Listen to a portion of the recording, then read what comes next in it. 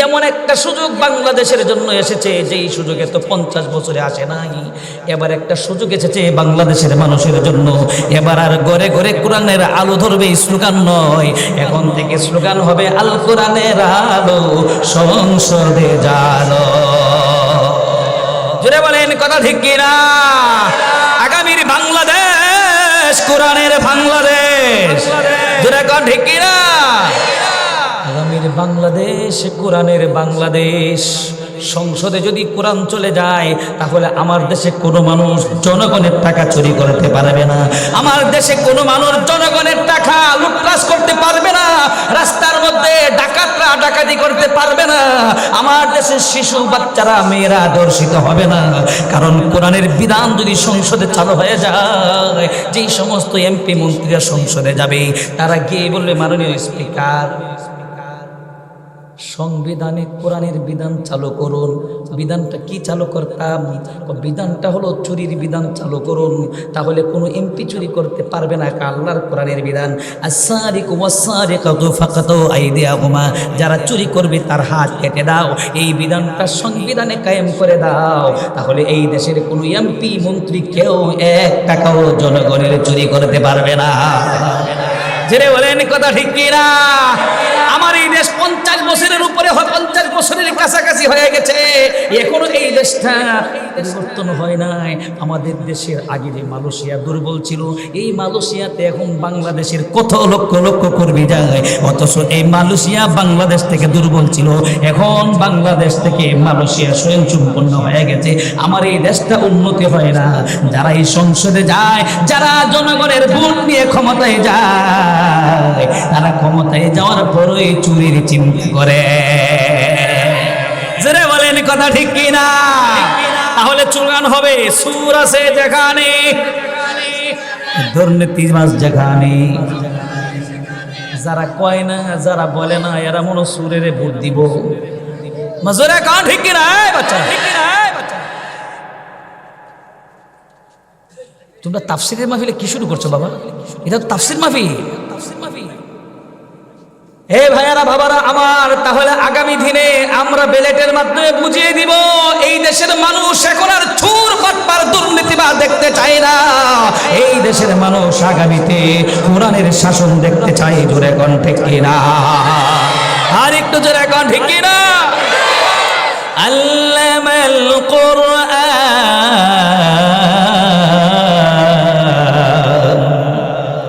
কোরআন শিক্ষা দিয়েছেন কে? ওরা আল্লাহ দিচ্ছে আমার নবীকে। আর আমার নবী চলে গেলেন, নবী দিয়া গেছে উম্মতকে। কোরআন যারা ধরবে, কোরআন যারা পড়বে, এরাই দামি। সুবহানাল্লাহ কান, সুবহানাল্লাহ কান। এটা আমার কথা। এই জায়গা হচ্ছে সূরাতুর রহমানের প্রথম দিক দিয়ে 7টি আয়াত তেলাওয়াত করেছি। যে 7টি আয়াত তেলাওয়াত করেছি, 7টি আয়াতের 2টো আয়াত যদি তাফসীর করি, রাত শেষ হবে, তাফসীর শেষ হবে না। আমার ভাইয়েরা, বিশ্বনবী হযরত মুহাম্মদুর রাসূলুল্লাহ সাল্লাল্লাহু আলাইহি ওয়াসাল্লামের সহিহ হাদিসগুলোর মধ্য থেকে 3খানা সহিহ হাদিস আপনাদের সামনে তেলাওয়াত করেছি। তাহলে আসুন, যে 7টি আয়াত তেলাওয়াত করেছি, 3খানা হাদিস তেলাওয়াত করেছি, এই 7টি আয়াত এবং হাদিসকে সামনে রেখে কিছু আলোচনা করব, আমার মালিক যদি আমাকে তৌফিক দান করেন। সর্বপ্রথমেই 7টি আয়াতের তরজমা, এরপরে 7টি আয়াতের তাফসীর। শুরু হলো আজকের এই মাহফিলের তাফসীর। আর রহমান আল্লামাল কুরআন খালাকাল ইনসান।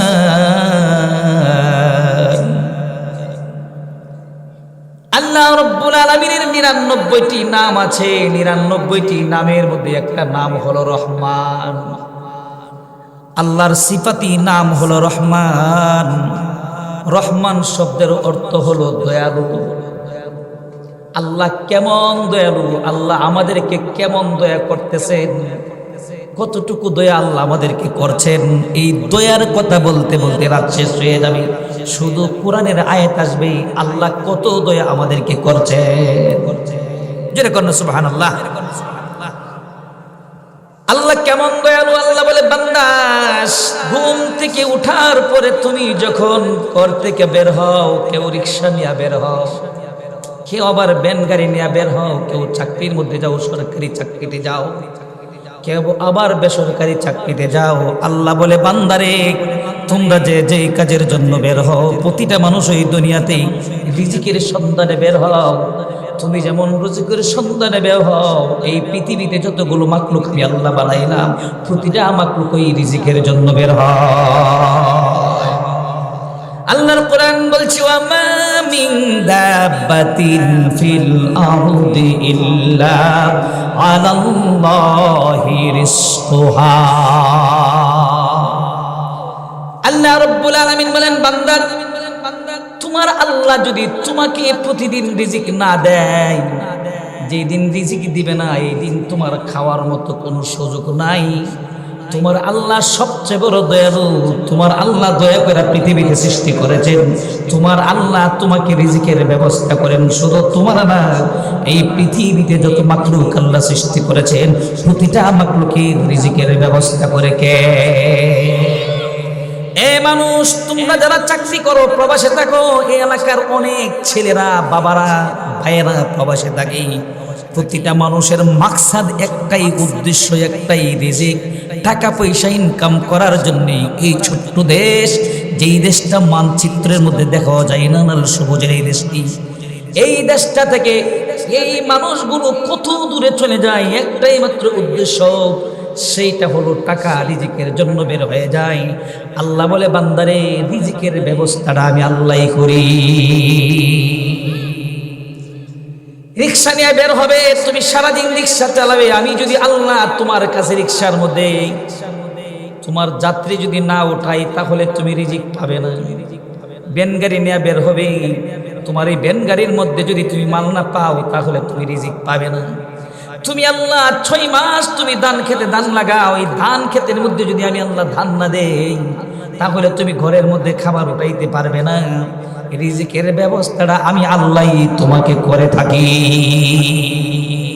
শুধু তোমাকে নয়, আল্লাহ বলেন 18,000 বলো আর অগণিত মাখলুক আল্লাহ সৃষ্টি করেছেন। প্রত্যেকটা মাখলুকের খাবারের ব্যবস্থা আল্লাহ করে। আল্লাহ উদাহরণ দেন, মানুষ রে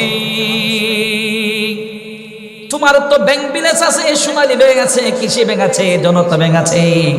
তুমি ব্যাংকের মধ্যে তোমার টাকাগুলো জমা রাখতে পারো। তুমি জমি করো, জমির মধ্যে দান হয়, ধানগুলো বছরের দান তুমি তোমার গোলার মধ্যে রাখতে পারো, কারির মধ্যে রাখতে পারো, ডুলের মধ্যে রাখতে পারো, খাবার তুমি রাখতে পারো, তোমার ব্যাংকের মধ্যে টাকা রাখতে পারো। কিন্তু অনেক মাত্র সৃষ্টি করেছি যাদের কোনো টুল নাই, যাদের কোনো কারি নাই, যাদের কোনো ডুল নাই, যাদের কোনো গুলা নাই, যাদের কোনো ব্যাংক ব্যালেন্স নাই।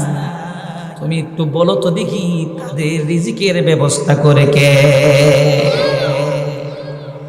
উদাহরণস্বরূপ বলি, আপনারা যারা আজকে জান্নাতের বাগানে এসেছেন, আপনাদের এই যে জায়গাটায় বসেছেন, আপনাদের এই নিচে ছোট ছোট পিপিলিকা আছে কিনা নাই? আল্লাহ বলে মানুষ রে, এই পিপিলিকা আমি আল্লাহ বানালাম। এই পিপিলিকাও ঘুম থেকে উঠে রিজিকের সন্ধানে বের হয়। আমি আল্লাহ পিপিলিকার রিজিকের ব্যবস্থা করি। শুধু তাই নাই, সুন্দরবনে বাঘ আছে, সিংহ আছে, কত প্রাণী আমি আল্লাহ রেখে দিয়েছি। সমস্ত প্রাণীর খাবারের ব্যবস্থা আমি আল্লাহ করি। তাহলে বান্দা বলো রহমান কে? রহমান কে? এ বান্দা, আমি আল্লাহ তোমার রিজিকের ব্যবস্থা করি। এখন আসো, তোমাকে সৃষ্টি করেছে কে? তোমার আব্বাকে সৃষ্টি করেছে কে? ইন্না খালাকনাকুম মিন তুরাবিন সুম্মা মিন নুতফাতিন সুম্মা মিন আলাকাতিন সুম্মা মিন মুদগা। আল্লাহ বলে বান্দারে, আমি আল্লাহ তোমাকে সৃষ্টি করেছি এক ফোঁটা নাপাক পানি থেকে। আমি আল্লাহ সৃষ্টি করেছি, জানোনি? তোমার যে বাবা আছে আদম, আদম রে বানাইছি মাটি দ্বারা, আর তোমাদেরকে বানাচ্ছি আমি আল্লাহ নাপাক পানি দ্বারা। কি দ্বারা? তোমাদেরকে বানাচ্ছি মা বাবার নাপাক পানি দ্বারা। কিন্তু তোমার যে আব্বা আছে আদম, এই পৃথিবীতে যত মানুষ আছে, মানুষ মুসলমান হোক, হিন্দু হোক, বৌদ্ধ হোক, খ্রিস্টান হোক, যত প্রকারের মানুষ আল্লাহ পৃথিবীতে সৃষ্টি করলেন, প্রত্যেকটা মানুষ ওই আদমের সন্তান। ওই আদমকে আল্লাহ বানাইছেন মাটি দ্বারা, আর আদমের সন্তানগুলো আল্লাহ বানাচ্ছেন নাপাক পানি দ্বারা। আল্লাহ বলে, বান্দারে নাপাক পানি দ্বারা কেন বানাচ্ছি জানোনি? কেউ দুনিয়াতে এসে অর্থ সম্পদের মালিক হবে, কেউ আবার গরিব হবে, কেউ যেন কারোর সাথে বাহাদুরি না করতে পারে, এই জন্য আমি সকলকেই নাপাক পানি দ্বারা আমি আল্লাহ বানায়া দিছি। আমি আল্লাহ তোমাকে বানালাম, দয়া করে বানাইলাম। ইচ্ছা করলে মার পেটের ভিতরে ধ্বংস করে দিতে পারতাম, ইচ্ছা করলে মার পেটের ভিতরে ধ্বংস করে দিতে পারতাম, আবার ইচ্ছা করলে মার পেটের ভিতর থেকে বের হওয়ার পর আমি আল্লাহ তোমাকে ধ্বংস করে দিতে পারতাম। আমি আল্লাহ দয়া কইরাই তোমাকে লালন পালন করি পৃথিবীতে। যিনি করেন সুবহানাল্লাহ। আর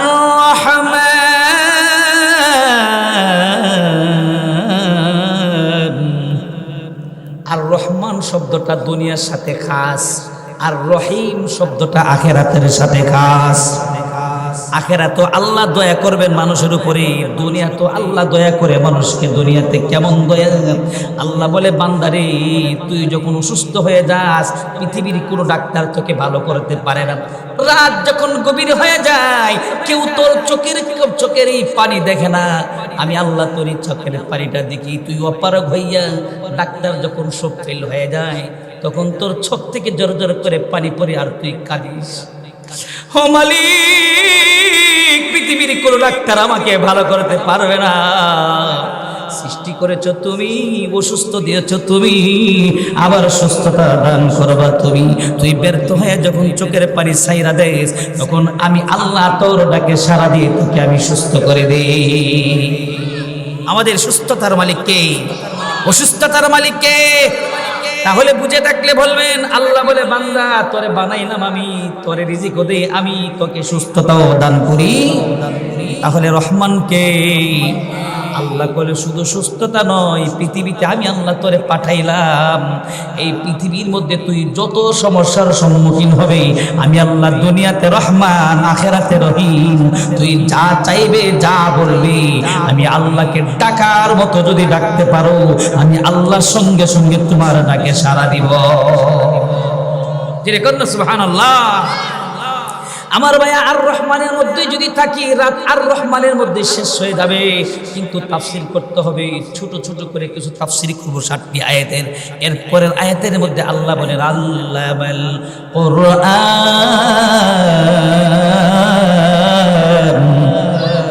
কুরআন শিক্ষা দিয়েছেন কে? এই পৃথিবীতে আল্লাহ যত কিতাব পাঠাইছেন, 4খানা কিতাব হলো বড় বড়। প্রথম কিতাব তাওরাত, জাবুর, ইনজিল, মহাগ্রন্থ আল কোরআন। আল্লাহ বলেন, এই কোরআন আমার হাবিবকে দিয়েছি। কাকে দিলাম? সমস্ত নবীদের নবী, সমস্ত রসুলের রসুল, সর্বশ্রেষ্ঠ নবী, সর্বশ্রেষ্ঠ রসুলকে আমি আল্লাহ কোরআন দিয়েছি। সর্বশ্রেষ্ঠ নবীর কাছে সর্বশ্রেষ্ঠ কিতাব দিলাম কোরআন। সুবহানাল্লাহ। আর এই সর্বশ্রেষ্ঠ নবী, সর্বশ্রেষ্ঠ রাসূলকে আমি যেই উম্মতের জন্য পাঠাইলাম, যেই উম্মতের কাছে পাঠাইলাম, এই উম্মত সমস্ত উম্মতের চাইতে দামি। আমাদের নবী দামি, আমাদের রাসূল দামি, আমাদের কিতাব দামি। আমরা উম্মত আল্লাহর নবীর জন্য, কোরআনের জন্য আমরাও দামি। তাহলে একটা স্লোগান হয়ে যাক, প্রথমে কোরআন আছে যেখানে, আরেকটু আস্তে আস্তে বলেন, কোরআন আছে যেখানে, কোরআন নাই যেখানে। আল কোরআনের আলো, আল হাদিসের আলো। এই স্লোগান এখন থেকে আর চলবে না। আল কোরআনের আলো ঘরে ঘরে জালো, এখন থেকে স্লোগান হবে। এই স্বাধীনতার পর থেকে, বাংলাদেশ নামটা হওয়ার পর থেকে নিয়ে আজকে 50 বছরের মতো কাছাকাছি হয়ে গেছে। এমন একটা সুযোগ বাংলাদেশের জন্য এসেছে, যেই সুযোগে তো 50 বছরে আসে নাই। এবার একটা সুযোগ এসেছে বাংলাদেশের মানুষের জন্য। এবার আর ঘরে ঘরে কোরআনের আলো ধরবে, এই স্লোগান নয়। এখন থেকে স্লোগান হবে, আল কোরআনের আলো সংসদে যা। জোরে বলেন, কথা ঠিক কিনা? আগামীর বাংলাদেশ কোরআনের বাংলাদেশ। জোরে কথা ঠিক কিনা? আগামীর বাংলাদেশ কোরআনের বাংলাদেশ। সংসদে যদি কোরআন চলে যায় তাহলে আমার দেশে কোনো মানুষ জনগণের টাকা চুরি করতে পারবে না। আমার দেশে কোনো মানুষ জনগণের টাকা লুটতরাজ করতে পারবে না। রাস্তার মধ্যে ডাকাতরা ডাকাতি করতে পারবে না। আমার দেশের শিশু বাচ্চারা মেয়েরা ধর্ষিত হবে না। কারণ কোরআনের বিধান যদি সংসদে চালু হয়ে যায়, যেই সমস্ত এমপি মন্ত্রীরা সংসদে যাবে তারা গিয়ে বলবে, মাননীয় স্পিকার, সংবিধানে কোরআনের বিধান চালু করুন। বিধানটা কি চালু করতাম? বিধানটা হলো চুরির বিধান চালু করুন, তাহলে কোনো এমপি চুরি করতে পারবে না। আল্লাহর কোরআনের বিধান, আস-সারিকু ওয়াস-সারিকাতু ফাকাতু আইদিয়াহুমা, যারা চুরি করবে তার হাত কেটে দাও। এই বিধানটা সংবিধানে কায়েম করে দাও, তাহলে এই দেশের কোনো এমপি মন্ত্রী কেউ 1 টাকাও জনগণের চুরি করতে পারবে না। জেনে বলেন কথা ঠিক কিনা? আমার এই দেশ 50 বছরের উপরে 50 বছরের কাছাকাছি হয়ে গেছে, এখনো এই দেশটা পরিবর্তন হয় নাই। আমাদের দেশের আগে যে মালয়েশিয়া দুর্বল ছিল, এই মালয়েশিয়াতে এখন বাংলাদেশের কত লক্ষ লক্ষ কর্মী যায়, অথচ এই মালয়েশিয়া বাংলাদেশ থেকে দুর্বল ছিল, এখন বাংলাদেশ থেকে মালয়েশিয়া স্বয়ংসম্পূর্ণ হয়ে গেছে। আমার এই দেশটা উন্নতি হয় না। যারা এই সংসদে যায়, যারা জনগণের ভোট নিয়ে ক্ষমতায় যায়, তারা ক্ষমতায় যাওয়ার পরই চুরির চিন্তা করে। জোরে বলেন কথা ঠিক কিনা?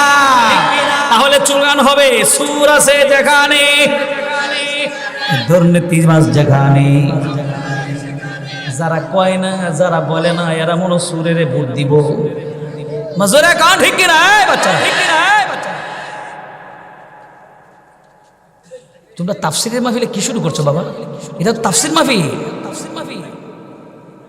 হে ভাইয়ারা বাবারা আমার, তাহলে আগামী দিনে আমরা ব্যালটের মাধ্যমে বুঝিয়ে দিব, এই দেশের মানুষ এখন আর চোর বাটপার দুর্নীতিবাজ দেখতে চায় না। এই দেশের মানুষ আগামীতে কোরআনের শাসন দেখতে চায়। জোরে কোন ঠিক কিনা? আর একটু জোরে কোন ঠিক কিনা? আল্লামাল কুরআন,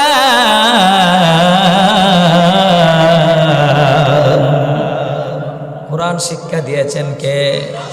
কোরআন আল্লাহ দিচ্ছে আমার নবীকে, আর আমার নবী চলে গেলেন, নবী দিয়া গেছে উম্মতকে। কোরআন যারা ধরবে, কোরআন যারা পড়বে, এরাই দামি। সুবহানাল্লাহ কর। এটা আমার কথা। এই জায়গা হচ্ছে না তো। এই আমাদের মুফতি আরমান সাহেব কোথায়? পিছনে একটু জায়গা করে দেন না, পিছনে, সামনে তো জায়গা নাই। পিছনে জায়গা থাকলে একটু বসেন, বিশৃঙ্খলা করবেন না, সকলে সুন্দর করে বসেন। মাশাআল্লাহ মাশাআল্লাহ। এই এলাকার মানুষ ইসলাম প্রিয়, দিন প্রিয়, জান্নাতের বাগানের প্রিয়। জোরে কোন আমিন। আর একটু জোরে কোন আমিন। সকলে একটু সামনের দিকে আসেন, সকলে একটু সামনের দিকে আসেন। লা ইলাহা ইল্লাল্লাহ, লা ইলাহা, জিকির করতে থাকি আর সামনের দিকে আসি। লা ইলাহা, লা ইলাহা, নেই কোনো মাবুদ আল্লাহ ছাড়া, নেই কোনো মাশুক আল্লাহ ছাড়া। লা ইলাহা, লা ইলাহা, লা ইলাহা ইল্লাল্লাহু মুহাম্মাদুর রাসূলুল্লাহ সাল্লাল্লাহু আলাইহি ওয়াসাল্লাম। আলহামদুলিল্লাহ কর। আর একটু জোরে বল আলহামদুলিল্লাহ। আমি যখন স্টেজে উঠেছিলাম তখন মনে মনে ভেবেছিলাম আজকে কি আর বয়ান করতে পারবো, গলা ভেঙে গেছে। গতকালকে ছিলাম বাঞ্ছারামপুর, একটা জায়গা আছে না এদিকে, এই বাঞ্ছারামপুরে ছিলাম। এখানে রাত প্রায় 12টা পর্যন্ত বয়ান করাইছে। আবার আগামী বছর ডেটটা গতকালকে রাইখেও দিছে, কিন্তু কোনো মাহফিল থেকে থাকি না, সব মাহফিল থেকে চলে আসি। কিন্তু বাঞ্ছারামপুর গেলে আর আসা যায় না। এটা এমন এক জায়গা, নদী পার হইতে হয় কিন্তু আসা আর যায় না। আজকে এই জায়গাটার মধ্যে এসে ভালো লাগতেছে, ভালো লাগতেছে। আশা করতেছি আল্লাহ গলাটাও ভালো করে দিচ্ছে। আপনারা যদি থাকেন মনোযোগ সহকারে কোরআনের তাফসীর শুনেন, তাহলে ইনশাল্লাহ আমিও 12টা পর্যন্ত চালাবো। আলহামদুলিল্লাহ কর না। কিন্তু কথা হইলে একজনও উড়ান যেত না, তাহলে আসতে। যারা আমাদেরকে ভালোবাসে না, দেখবেন বয়ান শোনার পরে এরাও ঘুম থেকে উঠতে আমাদের মাহফিলে আসবে। আলহামদুলিল্লাহ কন মিয়া। আর একটু জোরে এখন আলহামদুলিল্লাহ। আমার ভাইরা বলতেছিলাম আল্লামাল কুরআন,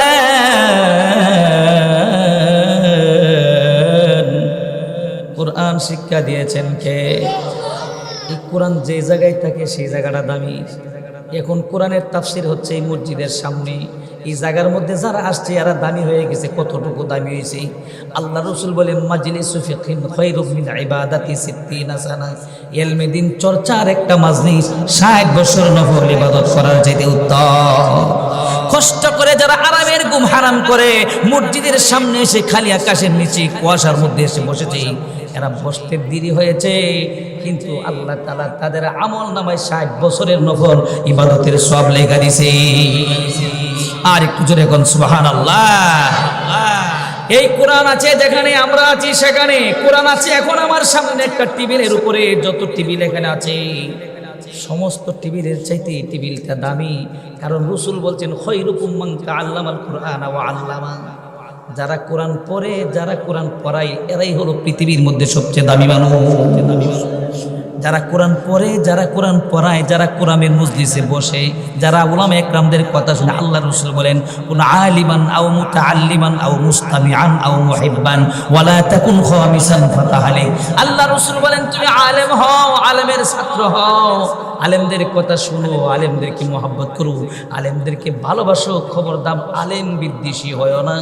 যারা আলেম বিদ্বেষী হয়েছে, নবী বিদ্বেষী হয়েছে, তাদের অস্তিত্ব পৃথিবীতে ছিল না, আখিরাতেও তারা বেজ্জিত হবে। জোরে বলেন কথা ঠিক কি না? ইতিহাস বলছে বাংলাদেশের ইতিহাস যদি থাকা আলেমদের সাথে যারা এই বেয়াদবি করছে এদেরও কিন্তু আল্লাহ তাআলা বেজ্জিত করছে। জোরে কোন ঠিক কি না? এই জন্য কোনো আলেমের সাথে বেয়াদবি করা যাবে। এই জন্য কোরআনের মজলিসে যারা বসবে এরা দামি হয়ে যায়। আমি এখন কোরআনের তাফসীর করতেছি রাসূলের কথা অনুযায়ী, আমিও দামি, যারা আমার কথা শুনতেছে তারাও দামি। জোরে করুন সুবহানাল্লাহ। খালাকাল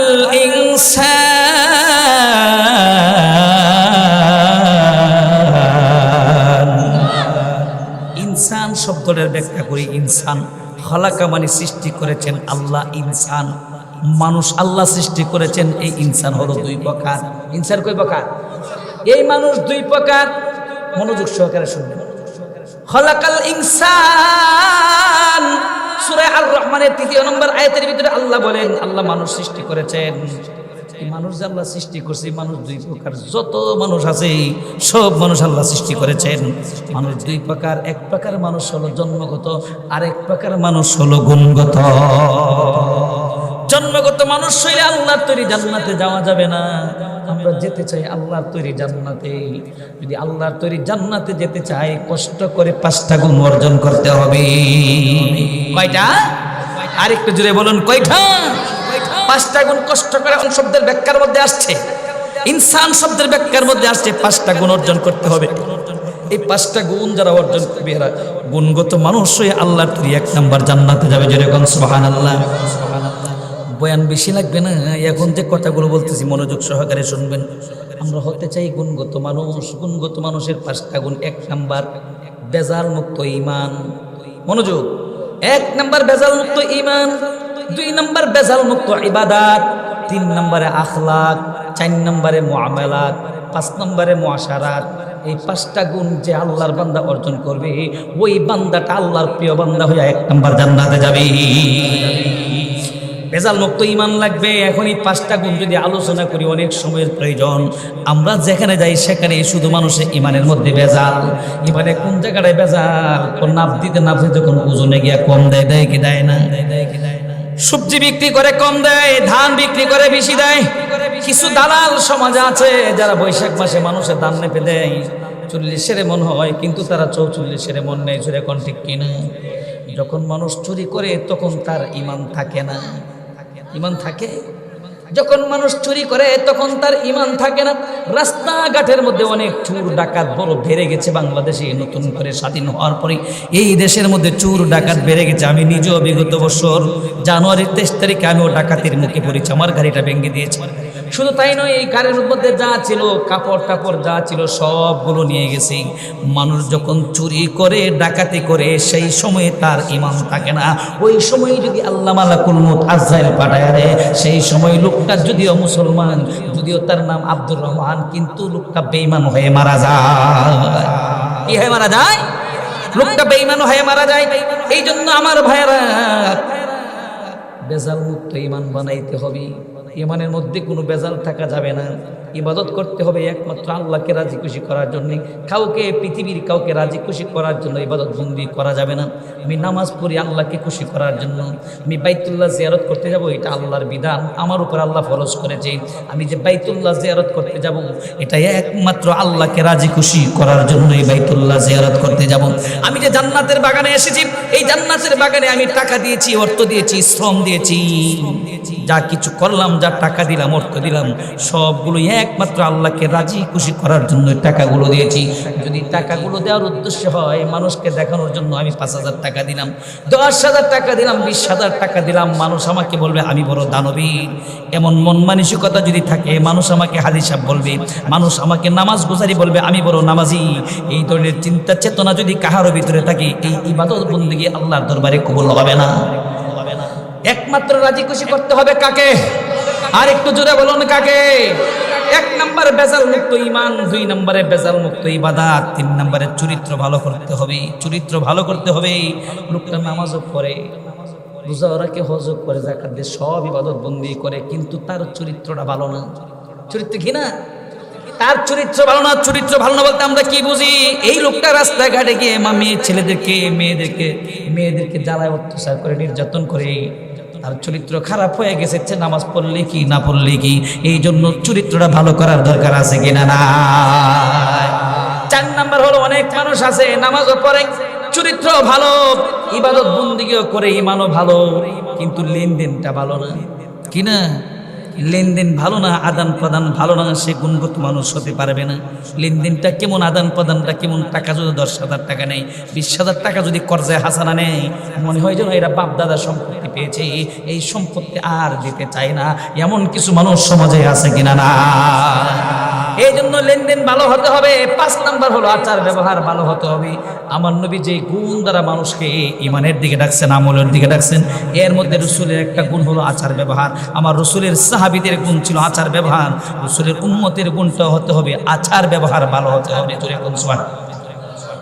আচার ব্যবহার ভালো হতে হবে। আপনার আচরণটা এমন হতে হবে, আপনাকে কেউ যদি আঘাত করে, শুধু তাই নয়, গালি গালাজ করে, আপনি তাকে পাল্টা আঘাত করবেন না, পাল্টা আঘাত করবেন না। আমার নবীজিকে গালি দেয়, নবীজিকে পাগল বলে, আমার নবী পাল্টা আঘাত করে না। পাগল দেখতে আয়েশা রাসূলের চেহারার দিকে তাকায় মানুষ মুসলমান হয়ে যায়। জেরে কান্না সুবহানাল্লাহ। আমরা তো সেই নবীর উম্মত, যেই নবীর চেহারার দিকে তাকায় মানুষ মুসলমান হয়ে যেত, যেই নবীর আখলাক দিকে মানুষ মুসলমান হয়ে যেত, যেই নবীর লেনদেন দিকে মানুষ মুসলমান হয়ে যেত। জোরে কোন সুবহানাল্লাহ। খালাকাল ইনসান আল্লামাহুল বায়ান।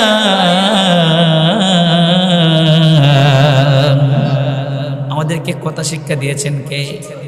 এই পৃথিবীতে আল্লাহ যত মাখলুক বানাইলেন, কোন মাখলুক কথা বলতে পারে না, একমাত্র মানুষকে আল্লাহ কথা শিক্ষা দিয়েছে। জোরে কোন সুবহানাল্লাহ। হাঁস কথা বলতে পারে? হাঁস কথা বলতে পারে না, মুরগি কথা বলতে পারে না, ছাগল কথা বলতে পারে না, গরু কথা বলতে পারে না, মহিষ কথা বলতে পারে না। আমাদের চোখের সামনে যত মাখলুক আল্লাহ রেখেছে, একটা মাখলুক কথা বলতে পারে না। আল্লাহ বলে, বান্দারে আমি আল্লাহ বানালাম তোমাকে আশরাফুল মাখলুকাত। কেন তুমি আশরাফুল মাখলুকাত হইছো? আল্লাহর কোরআন বলেন, কুনতুম খায়রা উম্মাতিন উখরিজাত লিন্নাস তা'মুরুনা বিল মা'রুফ ওয়া তানহাউনা 'আনিল মুনকার ওয়া তু'মিনুনা বিল্লাহ। আল্লাহ কো মানুষ তোমাকে আশরাফুল মাখলুকাত বানাইলাম, কারণ হলো 2টা। আমরা যে সৃষ্টির সেরা হইছি কয়টা কারণে? আরেকটা জোরে কোন কয়টা কারণে? আল্লাহর কোরআন বলছে একটা কথা আমার না, কোনো আজে বাজে কথা এখানে পাবেন না, যা পাবেন সব কোরআনে যা আছে তা পাবেন। সুবহানাল্লাহ। আল্লাহ রাব্বুল আলামিন বলেন, তোমাকে আমি সৃষ্টির সেরা বানাইলাম 2 কারণে। কুনতুম খায়রা উম্মাতিন উখরিজাত লিন্নাস, তুমি সৎ কাজের আদেশ করবে, অসৎ কাজের নিষেধ করবে, নামাজের দিকে যেমন ভাবে ডাকবে, জান্নাতের বাগানের দিকে যেমন ভাবে ডাকবে, বাইতুল্লাহ জিয়ারত করার সময় হলে যদি আল্লাহ ফরজ করে থাকে বাইতুল্লাহ জিয়ারতের জন্য মানুষকে যেমন ভাবে বলবি, নামাজ পড়ার জন্য যেমন ভাবে বলবি, তোমার সমাজের মধ্যে যদি কোনো মানুষ অপরাধ করে, তাই অপরাধ থেকেও তাকে বিরত রাখার জন্য তাকে তালিম দিবে। জোরে কোন ঠিক কিনা? আরেকটু জোরে এখন ঠিক না? তুমি শুধু ভালো কাজের দিকে মানুষকে উদ্বুদ্ধ করবে আর খারাপ কাজের বাধা দিবে না, তাহলে তুমি আশরাফুল মাখলুকাত হতে পারবে? আমরা যদি আশরাফুল মাখলুকাত হতে যাই তাহলে সৎ কাজে আদেশ করতে হবে, অসৎ কাজের নিষেধ করতে হবে। এটা হলো 1 নম্বর কারণ সৃষ্টির সেরা হওয়ার। 2 নম্বর কারণ আল্লাহ সূরা আর রহমানের 4 নম্বর আয়াতের ভিতরে বলেন আল্লামাহুল বায়ান।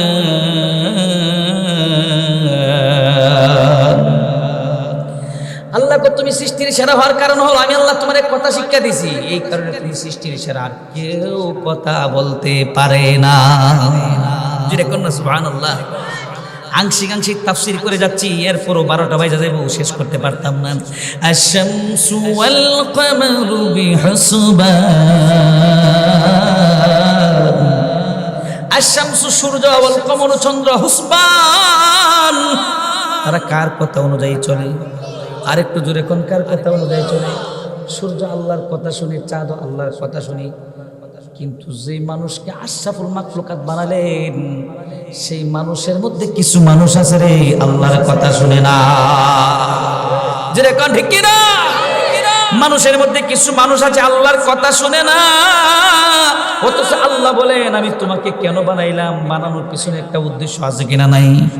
উদ্দেশ্যটা কি? আল্লাহ বলেন মা খালাকাতুল জিন্না ওয়াল ইনসা ইল্লা লিয়াবুদুন। এ বান্দা আমি আল্লাহ তোমাকে বানাইলাম একমাত্র আমার গোলামি করার জন্য, আর কারো গোলামি করার জন্য না। একমাত্র গোলামি করবো, উপাসনা করবা কার? বন্দি করবা কার? একমাত্র আল্লাহর গোলামি করবা, আল্লাহর উপাসনা করবা। এই জন্য আল্লাহ আমাদেরকে বানাইছেন। জোরে কোন ঠিক কিনা? আমরা একমাত্র কেবলমাত্র কার গোলামি করব? আর একটু জোরে বলুন কার? এখন আসেন এই জায়গাটার মধ্যে একটু তাফসীর করি। সূর্য আল্লাহর কথা শুনে, চাঁদ আল্লাহর কথা শুনে। সূর্য যে আল্লাহর কথা শুনে, চাঁদ যে আল্লাহর কথা শুনে। কোনোদিন দেখেছেন কি সূর্য আল্লাহর কথা শুনতে? চাঁদ আল্লাহর কথা শুনতে কোনোদিন দেখেছেন কি? খুব গভীর মনোযোগ সহকারে শুনবেন। সূর্য যে আল্লাহর কথা শুনে, চাঁদ যে আল্লাহর কথা শুনে। সূর্য উঠে কি রাত্রে বেলা না দিনের বেলা? আরেকটু আসতে কন। সূর্য উঠে দিনের বেলা, চাঁদ উঠে রাত্রের বেলা। চাঁদ কিন্তু কোনোদিন দিনের বেলা আসে না, আর সূর্য কোনোদিন রাত্রের বেলা যায় না। সূর্য কথা শুনে কার? চাঁদ কথা শুনে কার? আমরা কথা শুনবো কার? ছোট্ট একটা এক্সাম্পল, একটা ঘটনা এখানে আছে আয়াতের তাফসীরের মধ্যে। ছোট্ট করে ঘটনা আপনাদের সামনে বলতাম। এই আয়াতের তাফসীরের মধ্যে আছে। এই ঘটনা কোন কিতাব থেকে বলবো? কিতাব আছে, সিরাতের কিতাবগুলো আছে, সিরাতে খাতিমুল আম্বিয়া, সিরাতে মুস্তাফা। আর একখানা কিতাব আছে, কিতাবের নাম হলো সিরাতে হালাবিয়া। সিরাতে হালাবিয়ার মধ্যে উল্লেখ করেছে সিরিয়ার গভর্নর ছিল হাবিব বিন মালিক, আর মক্কার গভর্নর ছিল আবু জেহেল। আল্লাহ যখন নবীজিকে নবুয়তি দান করছেন, এখন নবীজি তাওহীদের দাওয়াত দেয়, লা ইলাহা ইল্লাল্লাহ মুহাম্মাদুর রাসূলুল্লাহ, আল্লাহ ছাড়া কোনো মাবুদ নাই। আল্লাহ নবী কোরআন তেলাওয়াত করে, নবীর কোরআন তেলাওয়াত শুনে না মানুষ মুসলমান হয়ে যায়। জোরে বলুন সুবহানাল্লাহ। এটা আবু জেহেলের সহ্য হয় না। কার সহ্য হয় না? মানুষ মুসলমান হয়ে যায়, এটা আবু জেহেলের সহ্য হয় না। আবু জেহেল চিন্তা করে দেখলো কিভাবে মুহাম্মদের তাওহীদের দাওয়াত বন্ধ করে দেওয়া যায়, মুহাম্মদের কোরআনের দাওয়াত কিভাবে বন্ধ করে দেওয়া যায়। চিন্তা করে দেখলো আমাদের মধ্যে এখন সবচেয়ে জ্ঞানী হলো সিরিয়ার গভর্নর হাবিব বিন মালিক। হাবিব বিন মালিকের কাছে গেল, ও হাবিব বিন মালিক তুমি একটু বলো তো দেখি, আমার যে বাতিজা মুহাম্মদ, তার চেহারার দিকে তাকায় মানুষ মুসলমান হয়ে যায়, তার উপরে কোরআন নাজিল আল্লাহ করেছে, কোরআনের তেলাওয়াত শুনলে মানুষ মুসলমান হয়ে যায়। এই মুহাম্মদের তাওহীদের দাওয়াত, কোরআনের দাওয়াত কিভাবে বন্ধ করে দেওয়া যায় একটু পরামর্শ দাও। হাবিব বিন মালিক খুব জ্ঞানী ছিলেন। উনি বলেন মুহাম্মদের কোরআনের দাওয়াত, তাওহীদের দাওয়াত বন্ধ করতে হলে একটা কাজ করতে হবে। কি কাজ করতে হবে? একটা স্টেজ তৈরি করতে হবে। হাজার হাজার মানুষ একটা প্যান্ডেলের মধ্যে তৈরি করতে হবে। হাজার হাজার মানুষের সামনে মুহাম্মদকে স্টেজে উঠতে দিব না। এমন দুইটা প্রশ্ন মুহাম্মদকে করব, যেই দুটো প্রশ্নের উত্তর পৃথিবীর কোনো মানুষের দ্বারা সম্ভব না। প্রশ্ন করবে কয়টা? আরেকটু জোরে এখন কয়টা? এমন দুইটা প্রশ্ন মুহাম্মদকে করবে, আল্লাহ রাসূলকে করবে, যেই দুইটা প্রশ্নের উত্তর পৃথিবীর কোনো মানুষের দ্বারা সম্ভব না। স্টেজ তৈরি করলো, দুটো চেয়ার আনা হলো, সামনে হাজার হাজার মানুষ একত্রিত হলো। যেই নবীর জন্য আল্লাহ আকাশ বানালেন 7 আকাশ, যেই নবীর জন্য আল্লাহ 7 জমিন বানালেন, সেই নবীকে চেয়ারে বসতে দিবে না, উঠতে দিবে না। বেজ্জিতি কইরা 2টা প্রশ্ন করবো, জোরে কন্যা নাউজুবিল্লাহ। সিয়াসিত্তার যে কিতাবগুলো আছে, সিয়াসিত্তা মানে 6খানা সহি কিতাব আছে। 1 নম্বর কিতাবের নাম বুখারী, 2 নম্বরে মুসলিম, 3 নম্বরে তিরমিজি। তিরমিজি শরীফের মধ্যে একটা অধ্যায় আছে, অধ্যায়ের নাম হলো শামাইলের তিরমিজি। শামাইলের তিরমিজির মধ্যে উল্লেখ করে যে আল্লাহ নবীজির চেহারার মধ্যে 2টা গুণ দিয়েছিলেন, জোরে কোন সুবহানাল্লাহ। কয়টা গুণ দিয়েছিলেন? আল্লাহ নবীজির চেহারার মধ্যে 2টা গুণ দিয়েছিলেন। 1 নম্বর গুণ হলো মাঝে মাঝে আল্লাহ নবীর চেহারার মধ্যে মায়ার আকৃতিরা ধারণ করে দিতেন। যখন এই মায়ার আকৃতিরা ধারণ করে দিতেন, তখন রাসূলের এই মায়ার চেহারার দিকে তাকায়া মানুষগুলো মুসলমান হয়ে যেত। আবার আল্লাহ মাঝে মাঝে রাসূলের চেহারার মধ্যে ভয়ের আকৃতি ধারণ করে দিতেন। যারা রাসূলের বিরোধিতা করত, আমার নবীর চেহারার দিকে তাকায়া থরথর করে কাঁপতো, তলোয়ার হাতে থাকলে তলোয়ারও পড়ে যেত। যেরকম না সুবহানাল্লাহ, সুবহানাল্লাহ। 2 চেয়ারে 2 জন বসছে, একজন মক্কার গভর্নর, আরেকজন হলো সিরিয়ার গভর্নর। 2 জন 2 চেয়ারে বসেছে। আমার নবী আসছেন, হাজার হাজার মানুষ। নবীজি স্টেজে উঠতে দেয় না। আমার নবী স্টেজের সামনে আসছে। যখন স্টেজের সামনে এসেছে, আল্লাহ তাআলা নবীজির চেহারার মধ্যে আল্লাহ ভয়ের আকৃতিটা ধারণ করে দিয়েছে। জোরে কোন সুবহানাল্লাহ। কিসের আকৃতি ধারণ করে দিয়েছে? ভয়ের আকৃতি ধারণ করে দিয়েছেন। যখন আল্লাহ নবীজির চেহারার মধ্যে ভয়ের আকৃতি ধারণ করে দিলেন, এবার আবু জেহেল এবং হাবিব বিন মালিক দুজন স্টেজ থেকে লাফ দিয়ে নেমে গেল। আবু জেহেল গিয়া ডাক দিয়ে আল্লাহ রাসূলের হাতের মধ্যে ধরে, পাতিজা মুহাম্মদ, এই চেয়ার এটা আমাদের জন্য না, এই চেয়ার এটা তোমার জন্য, এই চেয়ারে গিয়া তুমি বসো। ক্ষমতার মালিক কে? চেয়ারে বসাই কে? চেয়ার থেকে আবার নামা দেই কে? তবে ওয়াকাল্লাযী বিয়াদিহিল মুলক ওয়া হুয়া আলা কুল্লি শাইইন কাদির।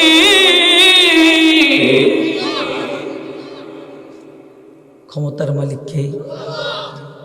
সর্বক্ষমতার মালিক আল্লাহ। আল্লাহ যাকে ইচ্ছা হয় আল্লাহ তাকে ক্ষমতায় বসায়, চেয়ারে বসায়, সম্মান দেয়। আবার যখন আল্লাহর ইচ্ছা হবে, যদি কেউ চেয়ারের আমানত রক্ষা করতে না পারে, তখন এই চেয়ারের যদি খেয়ানত করে, তখন আল্লাহ তাকে চেয়ার থেকে নামায়া দেয়। জোরে কোন ঠিক কিনা? স্বরাষ্ট্রমন্ত্রী বানাই কেডা? প্রধানমন্ত্রী বানাই গে। স্বরাষ্ট্রমন্ত্রী চেয়ারের মধ্যে বৈশা যদি তুমি অর্ডার দাও, মৌলবী সবগুলো ধরে জেলখানায় বড়, যারা আমাদের বিরুদ্ধে কথা কয়। চেয়ারটা তো আল্লাহ দিছে, আর এই চেয়ার পায়া তুমি আলেমদেরকে জেলখানায় ভিতরে ঢুকাইলা, আল্লাহকে নায়েবে রাসূলদেরকে ঢুকাইলা। আমি আল্লাহ তোমাদের পতন বেশি সময় লাগবে না, আমি আল্লাহ তোমাদের পতন ঘটায় দেব। হুজুরে কোন ঠিক কিনা? আর একটু জোরে কোন ঠিক কিনা? ক্ষমতার মালিক কে? চেয়ারে বসছে কেডা? হ্যাঁ, মাশাআল্লাহ, লোকটা গভীর মনোযোগ সহকারে বয়ান করে শুনছে। আর যে মুরব্বি কোনাতে খুব আনন্দের সাথে শুনতেছে, গভীর মনোযোগ সহকারে কথাগুলো শুনবেন। এখন চেয়ারের মধ্যে বসছে আল্লাহর নবী, যেই নবীর জন্য আল্লাহ 7 আকাশ বানাইলেন, যেই নবীর জন্য আল্লাহ 7 জমিন বানাইলেন, সেই নবীকে চেয়ারে বসতে দেয় না, বসাইলেন কে? নবীর চেয়ারে বসছেন। নবী যখন চেয়ারে বসছে, এরা দুজন নিচে নেমে গেল। আবু জেহেল ডাক দেয়, বাতিজা, তোমাকে আজকে 2টো প্রশ্ন করব। এই 2টো প্রশ্নের উত্তর যদি তুমি দিতে পারো, তাহলে বুঝে নিব তোমার আল্লাহ সত্য, তুমি নবী সত্য, তোমার কোরআন সত্য। আর যদি তুমি এই 2 প্রশ্নের উত্তর না দিতে পারো, তাহলে বুঝে নিব তোমার আল্লাহ মিথ্যা, তুমি নবী মিথ্যা, তোমার কোরআন মিথ্যা। জোরে কর নাউজুবিল্লাহ। কি কঠিন 2টো প্রশ্ন করবে! কোরআন মিথ্যা, আল্লাহ মিথ্যা, নবী মিথ্যা, এমন 2টা প্রশ্ন কাফেররা করবে। এমন 2টা প্রশ্ন করবে যে প্রশ্নের উত্তর পৃথিবীর কোনো মানুষ দিতে পারবে না।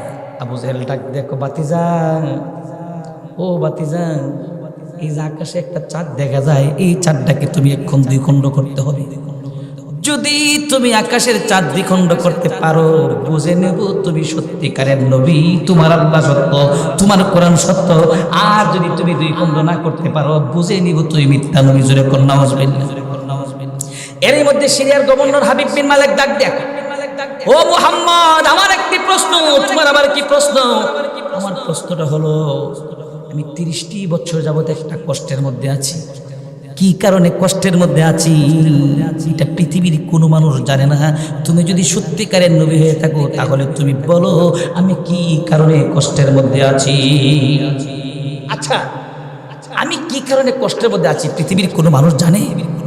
এই যে আমার ভাই আমাকে রিসিভ করেছে, উনি এখানে বসে বসে, উনি যে কি বসে বসে চিন্তা করতেছে এটা জানে কে? এখানে যারা বসে আছেন প্রতিটা মানুষ এখানে বসে বসে কি চিন্তা করতেছে আল্লাহ তাআলা জানেন। কিন্তু আমার নবী তো আর জানে না মানুষের ভিতরে কি চিন্তা আছে। এখন নবী যদি প্রশ্নের উত্তর না দিতে পারে তাহলে নবীর নবুয়তি থাকবে না, আমার নবীর নবুয়তি থাকবে না। নবী যখন বিপদে পড়ে যেতেন দুটো কাজ করতেন। সুবহানাল্লাহ কোন? দুটো কাজ নেন, নবীর কাছ থেকে দুইটা কাজ নেন, আপনারাও দুইটা কাজ করবেন। আল্লাহ নবী যখন বিপদে পড়ে যেতেন নবীজি দুইটা কাজ করতেন। এক নাম্বার কাজ হলো আল্লাহর কাছে সাহায্য চাইতেন। মাধ্যমটা ছিল নামাজ। মাধ্যম কি ছিল? মাধ্যম ছিল নামাজ।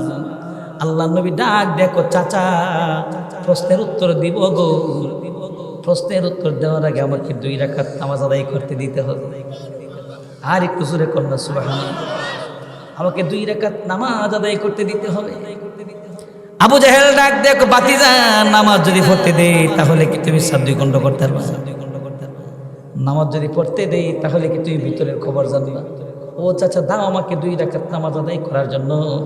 আবু জাহেল কো দিলাম তোমাকে 2 রাকাত নামাজ গিয়ে আদায় কর। আমার নবী নির্জনে গিয়ে 2 রাকাত নামাজ আদায় করলেন। 2 রাকাত নামাজ আদায় করে নবীজি আবার আকাশের দিকে তাকায় দুটো হাত তুলে নবীজি দোয়া করেন, চোখের পানিগুলো ছেড়েছে। তুলিজুল লাইলি ফিন নাহারি ওয়া তুলিজুন নাহারা ফিল লাইল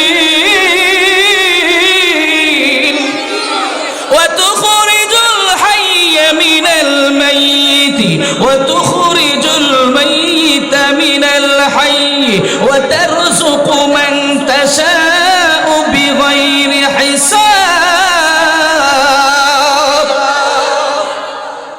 আমার নবী চোখের পানিগুলো ছেড়ে ছেড়ে কাটছে। আল্লাহ গো, কাফেররা প্রশ্ন করছে আমাকে আকাশের চাঁদ 2 খণ্ড করার জন্য। আল্লাহ, কাফেররা প্রশ্ন করেছে, হৃদয়ের মধ্যে বড় কষ্ট, 30 বছর যাবৎ কষ্ট। এই কষ্টের খবর তো আমি জানি না, তুমি জানো। এখন যদি তুমি 2 প্রশ্নের উত্তর আমারে না জানাইয়া দাও, আমার নবুয়তি থাকবো না, আমার পক্ষে দিন প্রচার করা সম্ভব হবে না।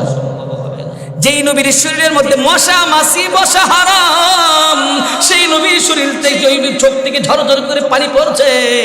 আল্লাহ রাব্বুল আলামিন ডাক দেখো, জিবরাইল, এ জিবরাইল আর দেরি করো না রে জিবরাইল, যাও দুটোটা প্রশ্নের উত্তর নিয়ে যাও। সুবহানাল্লাহ কোন? দুটোটা প্রশ্নের উত্তর নিয়ে যাও। প্রথম প্রশ্নের উত্তর আমি আল্লাহ আমার হাবিবের শাহাদাত আঙ্গুলের মধ্যে দিয়া দিছি।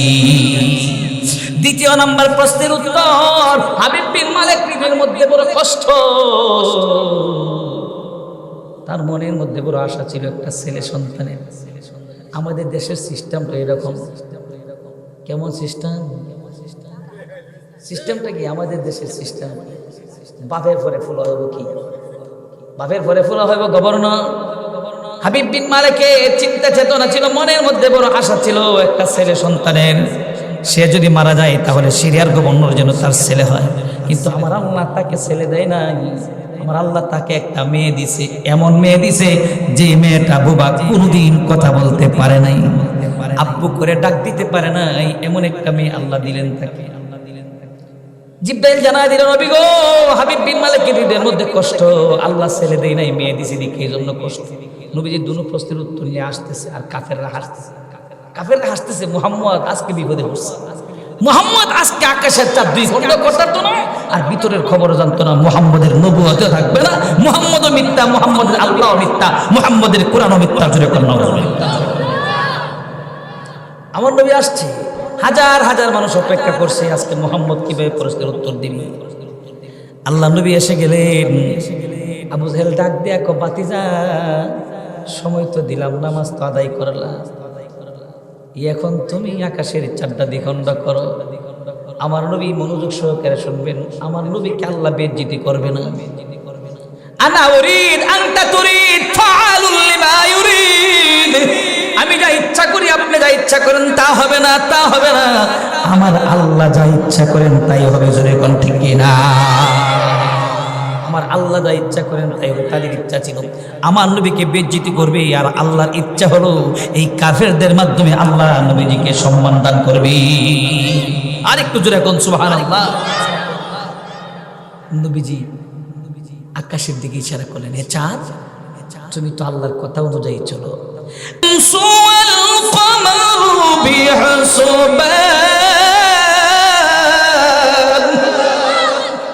সূর্য, তুমি আল্লাহর কথা অনুযায়ী চলে। সূর্য আল্লাহর কথা অনুযায়ী চলে, চাঁদ আল্লাহর কথা অনুযায়ী চলে। নবীজি শাহাদাত আঙ্গুল দ্বারা ইশারা করলেন, চাঁদ তুমি তো আল্লাহর হুকুমে চলো, তুমি আল্লাহর হুকুমে দ্বিখণ্ড হয়ে যাও। আল্লাহর নবী শাহাদাত আঙ্গুল দ্বারা ইশারা করতে দেরি হলো, আল্লাহ তাআলা আকাশের চাঁদকে দ্বিখণ্ড করে দিলে। যে রে কন্যা সুবহানাল্লাহ। আকাশের চাঁদ দ্বিখণ্ড হয়ে গেল। আবু জাহেল বলে, মুহাম্মদের হাতের আঙ্গুলের মধ্যেও জাদু। মুহাম্মদের হাতের আঙ্গুলের মধ্যে কি জাদু? এরই মধ্যে হাবিব বিন মালিক ডাক দেখো, ও মুহাম্মদ, তুমি তোমার চাচার প্রশ্নের উত্তর দিলা, আকাশের চাঁদ দ্বিখণ্ড করলাম। আমি যে তোমাকে প্রশ্নটা করলাম, 30টি বছর যাবত আমি কষ্টের মধ্যে আছি, কি কারণে কষ্টের মধ্যে আছি তুমি আমার প্রশ্নের উত্তরটা তো দিলা না।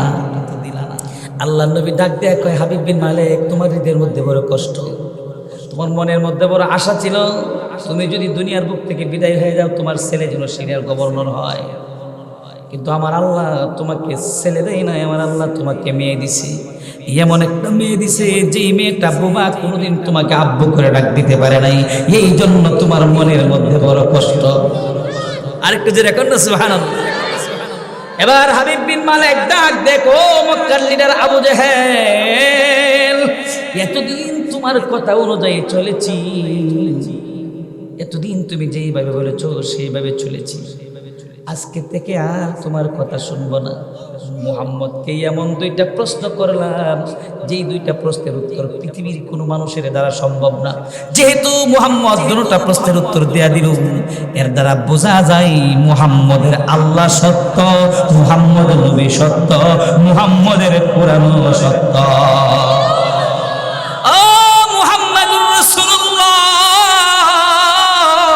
আর দেরি করেন না গো, এখনই আপনি আমাকে কালেমা পড়ে মুসলমান বানায়া দিন।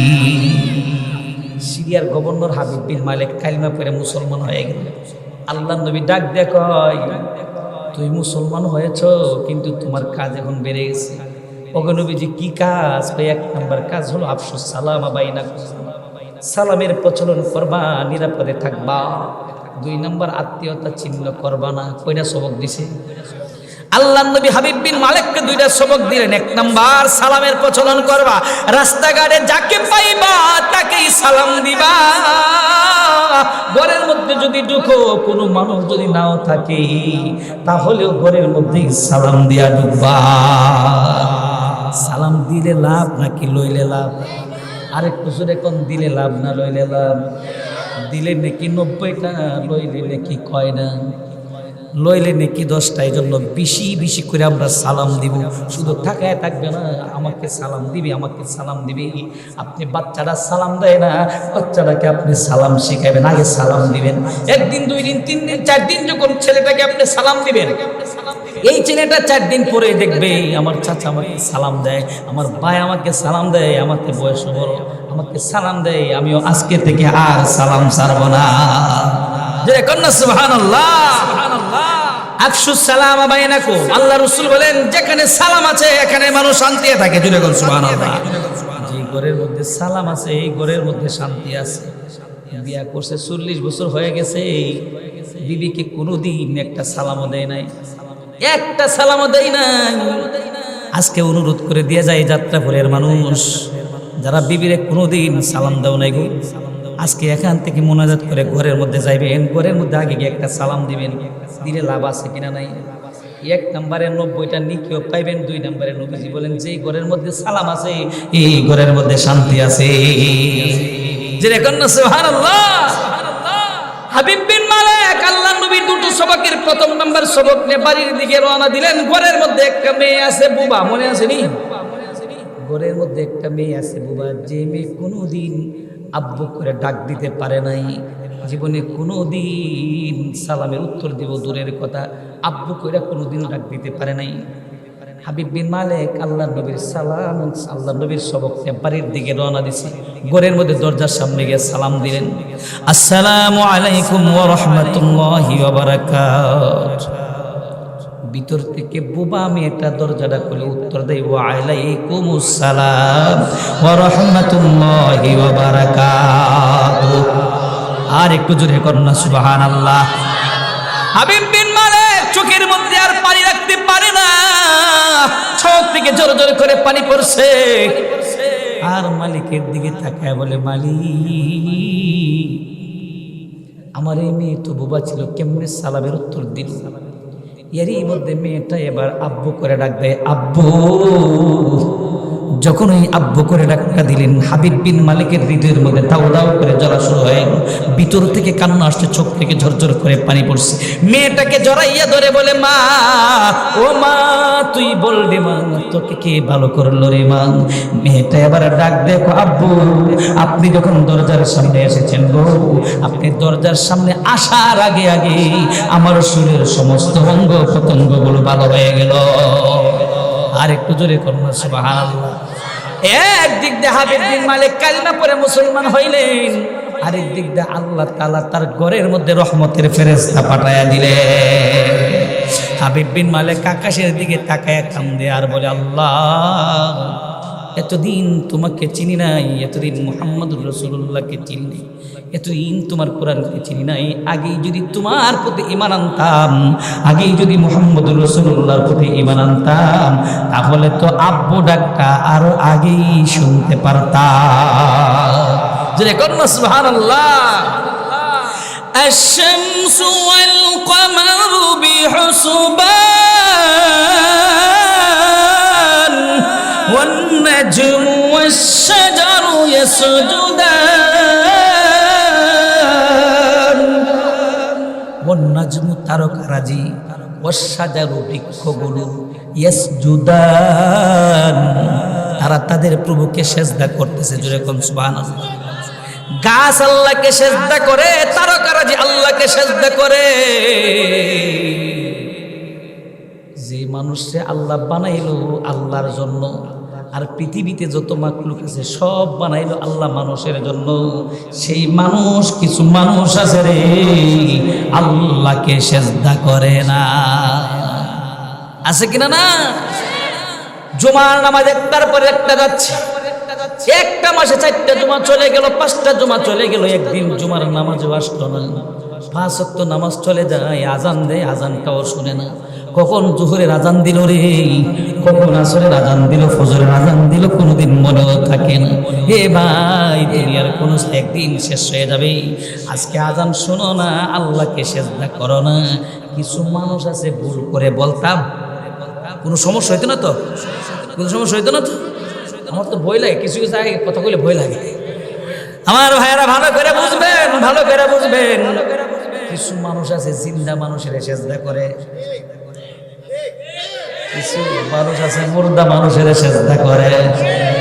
আমি যাইতে চাই না, কিন্তু কেন জানি আমার বয়ান ওই দিকে যাইতাছে গা। এ ভাইয়েরা, আমার কিছু মানুষ আছে রে জিন্দা মানুষকে সেজদা করে, আবার কিছু মানুষ আছে রে মুর্দা মানুষের সেজদা করে। অথচ আল্লাহ বলেন, এ মানুষ, আমি আল্লাহ তোমাকে বানাইলাম একমাত্র আল্লাহকে সেজদা করবে, আর কাউকে সেজদা করবে না। সেজদা করবা কাকে? আর একটু জোরে বলেন, কাকে? আল্লাহ আমাদেরকে বানাইছেন আল্লাহকে সেজদা করার জন্য। আল্লাহ 4টা জিনিস নিজের হাতে বানাইছেন, আর সব খালি আল্লাহ বলছে কোন। সাগর কোন, নদী কোন, সাগরে বলছে সাগর কোন, সাগর হয়ে গেছে। নদী কোন, নদী হয়ে গেছে। পাহাড় কোন, পাহাড় হয়ে গেছে। জমিন কোন, জমিন হয়ে গেছে। আসমান কোন, আসমান হয়ে গেছে। কিন্তু 4টা জিনিস আল্লাহ নিজের হাতে বানায়া দিয়েছে। জোরে কন্যা সুবহানাল্লাহ। 4টা জিনিসের 1 নাম্বার জিনিস মানুষ। ওয়াত্তিনি ওয়াসসাইতুনি وطور سينين وهذا البلد الأمين لقد خلقنا الإنسان في أحسن تقويم আল্লাহ চারটা কসম খেয়ে কইতাছে, তিন একটা ফল, জাইতুন একটা তুল, আরেকটা হলো তুর সাইনা পাহাড়, একটা তুর পাহাড়ের কসম খাইছি। এরপরে আল্লাহ একটা নিরাপদ শহরের কসম খেয়ে আল্লাহ কইতাছেন, লাকাদ খালাকনাল ইনসানা ফি আহসানি তাকওয়িম। এই মানুষ আল্লাহ তোমাকে পৃথিবীতে যত মাখলুক বানাইলেন সবচেয়ে সুন্দর করে আল্লাহ তোমাকে বানাইছে। তোমার সৃষ্টি মানুষ যদি হয় এত সুন্দর না জানি তাহলে গো আল্লাহ তুমি কত সুন্দর। তোমার সৃষ্টি মানুষ যদি হয় এত সুন্দর না জানি তাহলে গো আল্লাহ তুমি কত সুন্দর, না জানি তাহলে গো আল্লাহ তুমি কত সুন্দর। জোরে কর মারহাবা। মানুষ আল্লাহ বানাইলেন, আর কি বানাইছেন? নুন ওয়াল কলামি ওয়া মা ইয়াসতুরুন। কলম আছে না, কলম, কলম যে কলমটা লেখেন, কলমটা আল্লাহ নিজের হাতে বানাইছে। সুবহানাল্লাহ। মানুষটারে আল্লাহ বানাইছে। এই জায়গার মধ্যে অনেক লম্বা বয়ান পারবো না, এদিকে যাইতাম, কিন্তু আমার ইনপুটে এক আয়াত রয়ে গেছে, ফাবি আই আলা রাব্বিকুমা তুকাযিবান। এই আয়াতটার ভিতরে আল্লাহ গোটা পৃথিবীটাই লুকায়া দিছে। আমার ভাইয়েরা ভালো করে বুঝবেন, আর তিনটে হাদিসও আছে। আমার ভাইয়েরা ভালো করে বুঝবেন, আপনারা আছেন? আছেন? কয়টা বাজে? আলহামদুলিল্লাহ কোন 11:30 বাজে গেছে, 15 মিনিট তুই জায়গা তুই যাবো। আমার ভাইয়েরা ভালো করে বুঝবেন, আল্লাহ রব্বুল আলামিন 1 ঘন্টা হয়ে গেছে, আলহামদুলিল্লাহ ঘন্টা যাইব গা না, আরো আধা ঘন্টা জাগা, কি কর থাকবেন তো ইনশাল্লাহ? খবরদার একটা মানুষ উঠলে দোয়া হবে। যদি একটা মানুষ উঠে তাইলে কি করবো? যে উঠবো এর জন্য মাহফিলের ওয়াজ বন্ধ হইব, যে উঠবো হেরে ঠান্ডা ধরে যাবেন। ঠিক আছে না ইনশাল্লাহ? আমার ভাইয়েরা ভালো করে বুঝবেন, আল্লাহ রব্বুল আলামিন 4টা জিনিস বানাইলেন, এর মধ্যে আল্লাহ মানুষ বানাইলেন। এই যে মানুষটা আল্লাহ বানাইলেন, আদমটা আল্লাহ বানাইলেন কি দিয়া? আরেকটু জোরে কোন কি দিয়া? হামদে বেহদ মুরকু দায়ে পাকেরা আকে ইমা দাদে মুস্তি খাকেরা। এক মুষ্টি বাটি কবি মাদ্রাসায় পড়ানো হয় 6ষ্ঠ শ্রেণীতে। একটা শেরের কিতাব আছে, ফার্সি শের, কিতাবটার নাম হলো পান্দেনামা। কিতাবের নাম কি? পান্দেনামা। কিতাবের 1ম নাম্বার শের, হামদে বেহদ মুরকু দায়ে পাকেরা আকে ইমা দাদে মুস্তি খাকেরা। এক মুষ্টি মাটি দ্বারা আল্লাহ আদম বানাইলে। এই ইতিহাস জানেন আদমটা আল্লাহ কেমনে বানাইছে? আল্লাহ জিবরাইল ওয়াইজ ক্বালা রাব্বুকা লিল মালাইকাতি ইন্নী জাইলুন ফিল আরদি খলিফা। আল্লাহ ইচ্ছা করলেন আল্লাহর প্রতিনিধি পৃথিবীতে পাঠাবে, প্রতিনিধি হিসেবে আল্লাহ আদমরে পাঠাইব। বানাইব আল্লাহ কি দিয়া? মাটি দ্বারা। আল্লাহ ইচ্ছা করলে স্বর্ণদও বানাইতে পারতেন, রূপাদও বানাইতে পারতেন, কত কিছু দিয়ে আল্লাহ বানাইতে পারতেন, কিন্তু আল্লাহ বানাইছে কি দিয়া? মাটি দ্বারা আল্লাহ বানাইলেন। 4জন ফেরেশতা হলো বড় বড়। আল্লাহ জিবরাইল, জিবরাইল যাও তুমি এক মুষ্টি মাটি নিয়ে আসো। এই বাচ্চারা কত বড় হয়ে গেছে। আল্লাহ জিবরাইলকে পাঠালেন, এ জিবরাইল যাও তুমি এক মুষ্টি মাটি নিয়ে আসো। জিবরাইল গেলেন মাটি আনার জন্য। জিবরাইল আল্লাহ বানাইছে, মাটিও কে বানাইছে? মাটি যখন আনতে গেলেন, এখন মাটি কান্দে। মাটি কি করে? মাটি কান্দে। জিবরাইলের মায়া লেগে গেছে, মাটি নিতে পারে না। আল্লাহ কো মিকাইল তুমি যাও, তুমি এক মুষ্টি মাটি নিয়ে আসো। জিবরাইল আল্লাহ বানাইছে নবীদের কাছে নিয়ে যাওয়ার জন্য। মিকাইল আল্লাহ কেন বানাইছে? বৃষ্টি দেওয়ার জন্য। ইসরাফিল আল্লাহ কেন বানাইছে? মাঝে মাঝে ভূমিকম্প হয় কি হয় না? আজকে আর ভূমিকম্পর দিকে যাব না। আমি একটু আগে শুনছি, আমার আগের বক্তব্য ওয়াজ করছি, আসলে মাঠ কবর নিয়ে কিছু বয়ান করছে। এ ভাইয়ার আমার ভালো করে বুঝবেন, আল্লাহ মিকাইলকে পাঠাইলেন। মিকাইল গেল মাটি আনার জন্য, মাটি কান্দে। মিকাইলের মায়া লেগে গেছে, মিকাইলও নিতে পারলো না। আল্লাহ পাঠাইলেন ইসরাফিল তুমি যাও এক মুষ্টি মাটি নিয়ে আসো। ইসরাফিল আসলো মাটি নেওয়ার জন্য, মাটি কান্দে, ইসরাফিলের মায়া লেগে গেছে। ইসরাফিলও মাটি নিতে পারলো না। আল্লাহ বলে আজরাইল তুমি যাও। আল্লাহ এবার আজরাইলে পাঠাইলেন। আজরাইল আসলো মাটি নেওয়ার জন্য। মাটি যখন কান্দে, আজরাইল রাগ দেখো, মাটি রে তোমারেও আল্লাহ বানাইছে, আমারেও আল্লাহ বানাইছে। আল্লাহর হুকুম তোমার কাছ থেকে এক মুষ্টি মাটি নেওয়ার জন্য। তুমি কাঁদলে কোনো কাজ হবে না, তোমার কাছ থেকে আমি এক মুষ্টি মাটি নিয়ে যাব। সুবহানাল্লাহ। আজরাইল আলাইহিস সালাম থাবর দিলেন এক মুষ্টি। তাফসীরের মধ্যে আছে এক মুষ্টি মাটি 40 মণ মাটি। কয় মণ মাটি? এক মুষ্টি মাটি 40 মণ মাটি। এই মাটি দ্বারা আল্লাহর কাছে গেলেন। আল্লাহ আদম বানাইলেন মাটি দিয়ে। আদম বানাইছে কি দিয়ে? আল্লাহ কো মালাকুল মউত আজরাইল, আজরাইল। জিবরাইল ফিরে আসলো, মিকাইলও ফিরে আসলো, ইসরাফিলও ফিরে আসলো। তুমি কেমনে আল্লাহ মাটিটা? আজরাইল ডাক দেখ, আল্লাহ তুমি আমাকে অর্ডার করেছো, মাটিও তুমি বানাইছো, আমারও তুমি বানাইছো, আমি তোমার অর্ডার পালন করছি। সুবহানাল্লাহ। খাদলে কোনো কাজ হবে না, তোমার অর্ডার পালন করছি। আল্লাহ আজরাইল, আজকে থেকে তোমার নাম শুধু আজরাইল না, আজকে থেকে তোমার নাম হলো মালাকুল মউত আজরাইল। কেন তোমার নাম মালাকুল মউত দিলাম? এটারও কারণ আছে কিনা নাই? আল্লাহ বলে আজরাইল, এই মাটি দ্বারা আমি আল্লাহ আদম বানাবো। আদমরে তো মাটি দ্বারা বানাবো, কিন্তু আদমের যে সন্তানাদি আছে এরাও তো পৃথিবীতে অনেক সন্তানাদি হবে, কোটি কোটি আদমের সন্তান থাকবে। এদের ভিতরে প্রত্যেকের ভিতরে আমি আল্লাহ রূহ দিব। কিছু দিনের জন্য এরা পৃথিবীতে থাকবে, কিন্তু আজরাইল এই প্রতিটা সন্তানের রূহটাকে নিয়ে আসতে হবে। জিবরাইলের মায়া লাগছে, ইসরাফিলের মায়া লাগছে, মিকাইলের মায়া লাগছে। তোমার যেহেতু মায়া লাগে নাই, দায়িত্বটা তোমারে দিলাম। তোমার নাম মালাকুল মউত আজরাইল। দায়িত্ব আল্লাহ কারে দিছে? আজরাইল আল্লাহ তুমি যে আমার দিলা, এই দায়িত্ব যে আমার দিলা, সব মানুষ আমার গালিগালাজ করবো, আমার বকাবকি করবো। কেন? সব মানুষ বলবো আজরাইলের মায়া নাই, দয়া নাই, আমার বাবার লেগে গেছে। আজরাইলের মায়া নাই, দয়া নাই, আমার আম্মারে নিয়ে গেছে, আমার ছেলে নিয়ে গেছে। আল্লাহ কোনা তোমারে কেউ দোষ দিতে পারবে না। আমি আল্লাহ যখন নিয়ে আসবো, তখন রাস্তার মধ্যে সিএনজি স্ট্যান্ডে মারা যাবে, বাস অ্যাক্সিডেন্ট করে মারা যাবে, পানিতে ডুইবা মারা যাবে, আশুগঞ্জের নদীর মধ্যে পাইরা মারা যাবে। মানুষ বলবে পানিতে ডুইবা মারা গেছে, মানুষ বলবে সিএনজি স্ট্যান্ডে মারা গেছে, বাস অ্যাক্সিডেন্ট করে মারা গেছে। জোরে কোন ঠিক কিনা? আল্লাহ দিছে দায়িত্বটা কারে? মালাকুল মউত আজরাইল। আমার ভাইরা বলার উদ্দেশ্য, এই মানুষ আল্লাহ বানাইলেন, এই মানুষকে বানানোর পরে, আদমরে বানানোর পরে আল্লাহ বলে এ ফেরেশতারা তোমরা সব আদমরে সিজদা করো। কিন্তু আদমরে বললেন তুমি এ আদম, তুমি ফেরেশতাদেরকে সালাম দাও। সুবহানাল্লাহ। আদমের ভিতর থেকে সর্বপ্রথম যে বাক্যটা বের হয়েছে, এই বাক্যটা কিন্তু লা ইলাহা ইল্লাল্লাহ মুহাম্মাদুর রাসূলুল্লাহ না, এই বাক্যটা আল্লাহ বের করে দিলেন সালাম, আসসালামু আলাইকুম ওয়া রাহমাতুল্লাহ। জোরে কোন সুবহানাল্লাহ। এই জন্য সালাম আছে যেখানে শান্তি আছে, আর একটু জোরে কোন সালাম আছে যেখানে। আমরা সালাম দিব কি দিব না?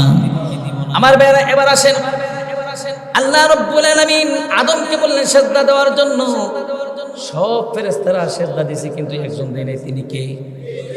এই ইবলিস। সিজদা না দেওয়ার কারণে তো সে বিতাড়িত হয়ে গেল, শয়তান হয়ে গেল, শয়তান হয়ে গেল। শয়তান বলেছিল আল্লাহ যে মাটির তৈরি আদমের কারণে আমি শয়তান হয়ে গেলাম, ইবলিস হয়ে গেলাম, এই বনি আদমের একটা সন্তানকে আমি জান্নাতে ঢুকতে দিব না। আল্লাহ বলেছিলেন শয়তান আজরাইল তুই ঢুকতে দিবে না। আমার কোন বনি আদমের সন্তান যদি, কোন বনি আদম যদি আস্তাগফিরুল্লাহ পড়ে, তওবা করে, আমি আল্লাহের জিন্দেগীর সব গুনাহ মাফ করে দিব। জোরে কোন সুবহানাল্লাহ। এটা আমার কথা না, সূরা নূহের 10 নম্বর আয়াতে এটা আল্লাহ বলে দিয়েছে, ফাকুল তুস্তাগফিরু রাব্বাকুম ইন্নাহু কানা গফফারা ইরসিলিস সামাআ আলাইকুম মিদরারা ওয়া ইউমদিদুকুম বিআমওয়ালিন ওয়া বানিন ওয়া ইয়াজআল লাকুম জান্নাতিন ওয়া ইয়াজআল লাকুম আনহারা। সব ফেরেশতারা আদমকে সিজদা করছে, একজনের সিজদা করে তিনি হলেন ইবলিস। আর আল্লাহ কো বান্দা ওয়ান নাজমু ওয়াশ শাজারু ইয়াসজুদান। আল্লাহ বলেন তারকারা যে আল্লাহকে সিজদা করে, গাছ আল্লাহকে সিজদা করে। হে মানুষ, তোমারে বানাইলাম আল্লাহকে সিজদা করার জন্য, আর কাউকেই তুমি সিজদা করবা না। আমরা সেজদা করব কারে? মুর্দা মানুষেরে, জিন্দা মানুষেরে। আমরা মুর্দা মানুষের সেজদা করব না, জিন্দা মানুষেরও সেজদা করব না, সেজদা করব একমাত্র কাকে? ফাবিআইয়ি আলা'i রাব্বিকুমা তুকাযযিবান। আল্লাহ বলে, বান্দা তুমি তোমার প্রভুর কোন নিয়ামতকে স্বীকার করবে, কোন অনুগ্রহকে তুমি স্বীকার করবে? তোমার আল্লাহ তোমাকে নিয়ামত দিয়ে ভরপুর করে দিয়েছে। জোরে কোন সুবহানাল্লাহ। ছোট্ট একটা ঘটনা বললাম, এখানে একটু তাফসীর করবো আবার, ঠিক আছে না ইনশাআল্লাহ? ফাবিআইয়ি আলা'i রাব্বিকুমা তুকাযযিবান। আল্লাহ বলে, বান্দা তুমি তোমার প্রভুর কোন নিয়ামতকে স্বীকার করবে? আল্লাহ তোমার আল্লাহ তোমাকে নিয়ামত দিয়ে ভরপুর করে দিয়েছে। আল্লাহ তুমি আমার কি নিয়ামত দিছ? আল্লাহ কো, বান্দারে আকাশের দিকে তাকা নিয়ামত, জমিনের দিকে তাকা নিয়ামত, ডাইনে তাকা নিয়ামত, পাহাড়ের দিকে তাকা নিয়ামত, সাগরের দিকে তাকাইবি নিয়ামত। যদি সাগর না দিতাম তুই পানি পেতে কই? তোর জমিনে দান হয়তো কেমনে? আকাশ যদি না বানাইতাম, তোর যখন বৃষ্টির প্রয়োজন পড়ে, তুমি আল্লাহর কাছে যখন দোয়া করছো, তখন আমি আকাশ থেকে রহমতের বৃষ্টি দেই। সুবহানাল্লাহ কোন। আবার যখন বৈশাখ মাসে তোর রৌদ্র লাগে, আমি আল্লাহ তোকে আকাশ থেকে রহমতের রৌদ্র দেই। সুবহানাল্লাহ কোন। রহমতের রৌদ্র দেই, রহমতের বৃষ্টি দেই, আমি আল্লাহ তোরে দেই। সুবহানাল্লাহ কোন। এই যে নিয়ামতগুলো আমি আল্লাহ দেই, যেই দিকে তাকাবি সেই দিকে নিয়ামত, কোনো দিকে তাকাতে হবে না রে। 3.5 হাত বুড়ির দিকে তাকায় দেখ, আমি আল্লাহ তোরে কত নিয়ামত দান করছি। আলাম নাজআল লাহু আইনাইন ওয়া লিসানান ওয়া শাফাতাইন ওয়া হাদাইনাহুন নাজদাইন। আল্লাহ কো, বান্দা তোরে দুইটা চক্ষু দিছি। সুবহানাল্লাহ। ওইটা চক্ষু দিছে আল্লাহ। হে বান্দা, আমি আল্লাহ তোরে দুইটা চক্ষু দিলাম। আমি আল্লাহ ইচ্ছা করলে একটা চক্ষু দিয়েও তোরে রাখতে পারি। তোর মতো বহুত মানুষ আমি আল্লাহ সৃষ্টি করেছি যাদের চক্ষু নাই। এরা কান্দে আর বলে, মালিক পৃথিবীতে পাঠাইলাম, ভৈরবার আশুগঞ্জের ব্রিজটা দেখতে পারলাম না, দুনিয়াতে পাঠাইলাম, তোমার আকাশটা দেখতে পারলাম না। আল্লাহ কো, বান্দারে তোরে আমি দুইটা চক্ষু দিলাম। কত মানুষ রাস্তার মধ্যে গিয়ে দেখ ভিক্ষা করতেছে, ভিক্ষা করতেছে, চলতে পারে না, আরেকজনের সহযোগিতা নিয়েছে। আমি আল্লাহ তোরে কত বড় নিয়ামতটা দান করলাম। একবার কি চিন্তা করেছিস তোর দুইটা চক্ষু যদি আমি আল্লাহ বন্ধ করে দেই? তুই এখন বুঝোস না, বয়স যখন হবে তখন বুঝবি। তোর বয়স যখন 70, 80, 90 বছর হয়ে যাবে, তুই চোখে দেখবি না, চশমা ছাড়া কিছুই দেখবে না, তখন তুই বুঝবে আমি আল্লাহ তোকে কত বড় নিয়ামতটা তোরে দান করছি। আলাম নাজআল লাহু আইনাইন ওয়া লিসানান ওয়া শাফাতাইন। আল্লাহ কো, বান্দা আমি আল্লাহ তোর একটা জিহ্বা দিলাম, কত বড় নিয়ামত দিলাম। এই জিহ্বা দিলাম আমি আল্লাহ একটা। আমি আরমান সাহেব, মুফতি আরমান সাহেবের ঘরে খানা খেলাম। তার আব্বা বড় দিনদার মানুষ, মুখলের মানুষ। তার বাবার ঘরে খানা খেলাম, বাবা ঘরটা বড় সুন্দর করে বানাইছে। তার বাবার আন্তরিকতা দেখে, ছেলেদের প্রতি ভালোবাসা দেখে আমি মুগ্ধ হয়ে গেলাম। আমার ভাইরা কত ধরনের খাবার পাক করলেন এখানে। মাছ পাকাইলেন, গুস্ত পাকাইলেন, গরুর গুস্তের স্বাদ আলাদা, মুরগির গুস্তের স্বাদ আলাদা, মাছের স্বাদ আলাদা, সবজির স্বাদ আলাদা, দুধের স্বাদ আলাদা। জিহ্বা কয়টা? আল্লাহ কো, বান্দারে আমি আল্লাহ তোর জিহ্বাটা দিলাম, এই জিহ্বা দ্বারা আমি আল্লাহ হরেক রকমের খাবারের মজা নেই। এ বান্দা কেন দিছি জিহ্বাটা? আমি আল্লাহ বানাই, আমি আল্লাহ তোরে বানাইছি। মাটি দ্বারা আরম বানানোর পরে এই কপাল থেকে নে এই জায়গাটা আমি আল্লাহ নিজে বানাই দিছি। আরেকটু জোরে কর না সুবহানাল্লাহ। এ বান্দা, তোকে আমি এই জিহ্বাটা কেন বানায় দিলাম? দেওয়ার কারণ হলো এই জিহ্বা দ্বারা কথা বলবি, জিহ্বা দ্বারা হালাল রিজিক খাবি, হারাম খাবে না। জিহ্বা দ্বারা প্রশংসা করবে একমাত্র কার? এই জিহ্বাটা বানায় দেওয়ার উদ্দেশ্য আছে। এই জিহ্বা দ্বারা তুই আল্লাহর জিকির করবি 24 ঘন্টার ভিতরে কিছু সময় বের করে, পারলে তাসবিহটা হাতে নিয়ে জিকির করবি।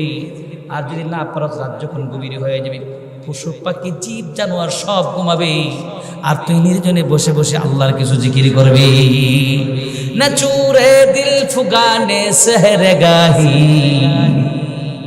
न चूरे दिल फुगाने सहरगाही अमा शायद मिले अल्लाह में अल्लाह अल्लाह अल्लाह अल्लाह अल्लाह अल्लाह अल्लाह अल्लाह अल्लाह अल्लाह अल्लाह अल्लाह अल्लाह अल्लाह अल्लाह अल्लाह।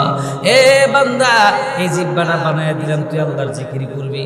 24 ঘন্টা চলে যায়, মাস চলে যায়, বছর চলে যায় রে, একটু জিকির তুই 10টা মিনিটের জন্য আল্লাহর জিকির করস না। এই জিহ্বাটা বানায় দিছে আমি, যদি তোর জিহ্বাটা অসুস্থ হয়ে যায়, এই জিহ্বাটা যদি অসুস্থ হয়ে যায় তোর দুনিয়ার খাবার সব শেষ হয়ে যাবে। আল্লাহ কো দুইটা কান আমি বানায় দিলাম, দুইটা ঠোঁট আমি বানায় দিলাম, চোখ আমি দিলাম, নাক দুইটা আমি দিলাম, দুইটা হাত দিলাম আমি, দুইটা পা দিলাম আমি। একবার কি লক্ষ্য করে দেখো না, যাদের একটা হাত নাই, যাদের একটা পা নাই, একটা হাত যদি না থাকে, বাম হাতটা যদি না থাকে, ডান হাত দ্বারাই তুমি খাবে, ডান হাত দ্বারাই তুমি বাথরুমে যাবে। ডান হাতটা যদি না থাকে, বাম হাত দ্বারাই খাবে, বাম হাত নিয়ে তুমি বাথরুমে যাবে। এ বান্দা, আল্লাহর নিয়ামত গুলা কি তোমার চোখে পড়ে না? এ বান্দা, এটা তো উপরের দিকে দেখাই না, ভিতরে না কত নিয়ামত রাখছি তুমি জানো নি? তোমার ভিতরে 4টা ইম্পর্টেন্ট জিনিস রাখছি। একটার নাম হলো হার্ট, 2 নম্বরে আছে লিভার, 3 নম্বরে আছে ফুসফুস, 4 নম্বরে আছে কিডনি। এই যে 4টা জিনিস রাখলাম, একটা জিনিস যদি নষ্ট হয়ে যায় তুই আর পৃথিবীতে থাকতে পারবে না। আল্লাহকে কিডনি দিলাম 2টা, ইচ্ছা করলে একটা কিডনি দিয়ে আমি আল্লাহ রাখতে পারি। কেন আমি আল্লাহ তোকে 2টো কিডনি দিলাম? দেওয়ার কারণ হলো বান্দারে, যদি তোর একটা কিডনি ড্যামেজ হয়ে যায়, একটা কিডনি যদি নষ্ট হয়ে যায়, যেন আরেকটা কিডনি দিয়ে আমি আল্লাহর সুন্দর পৃথিবীতে চলতে পারো। এই জন্য আমি আল্লাহ তোমাকে 2টো কিডনি দিয়েছি। কিডনি ভালো রাখা যায়, হাড়ও ভালো রাখা যায়, লিভারও ভালো রাখা যায়।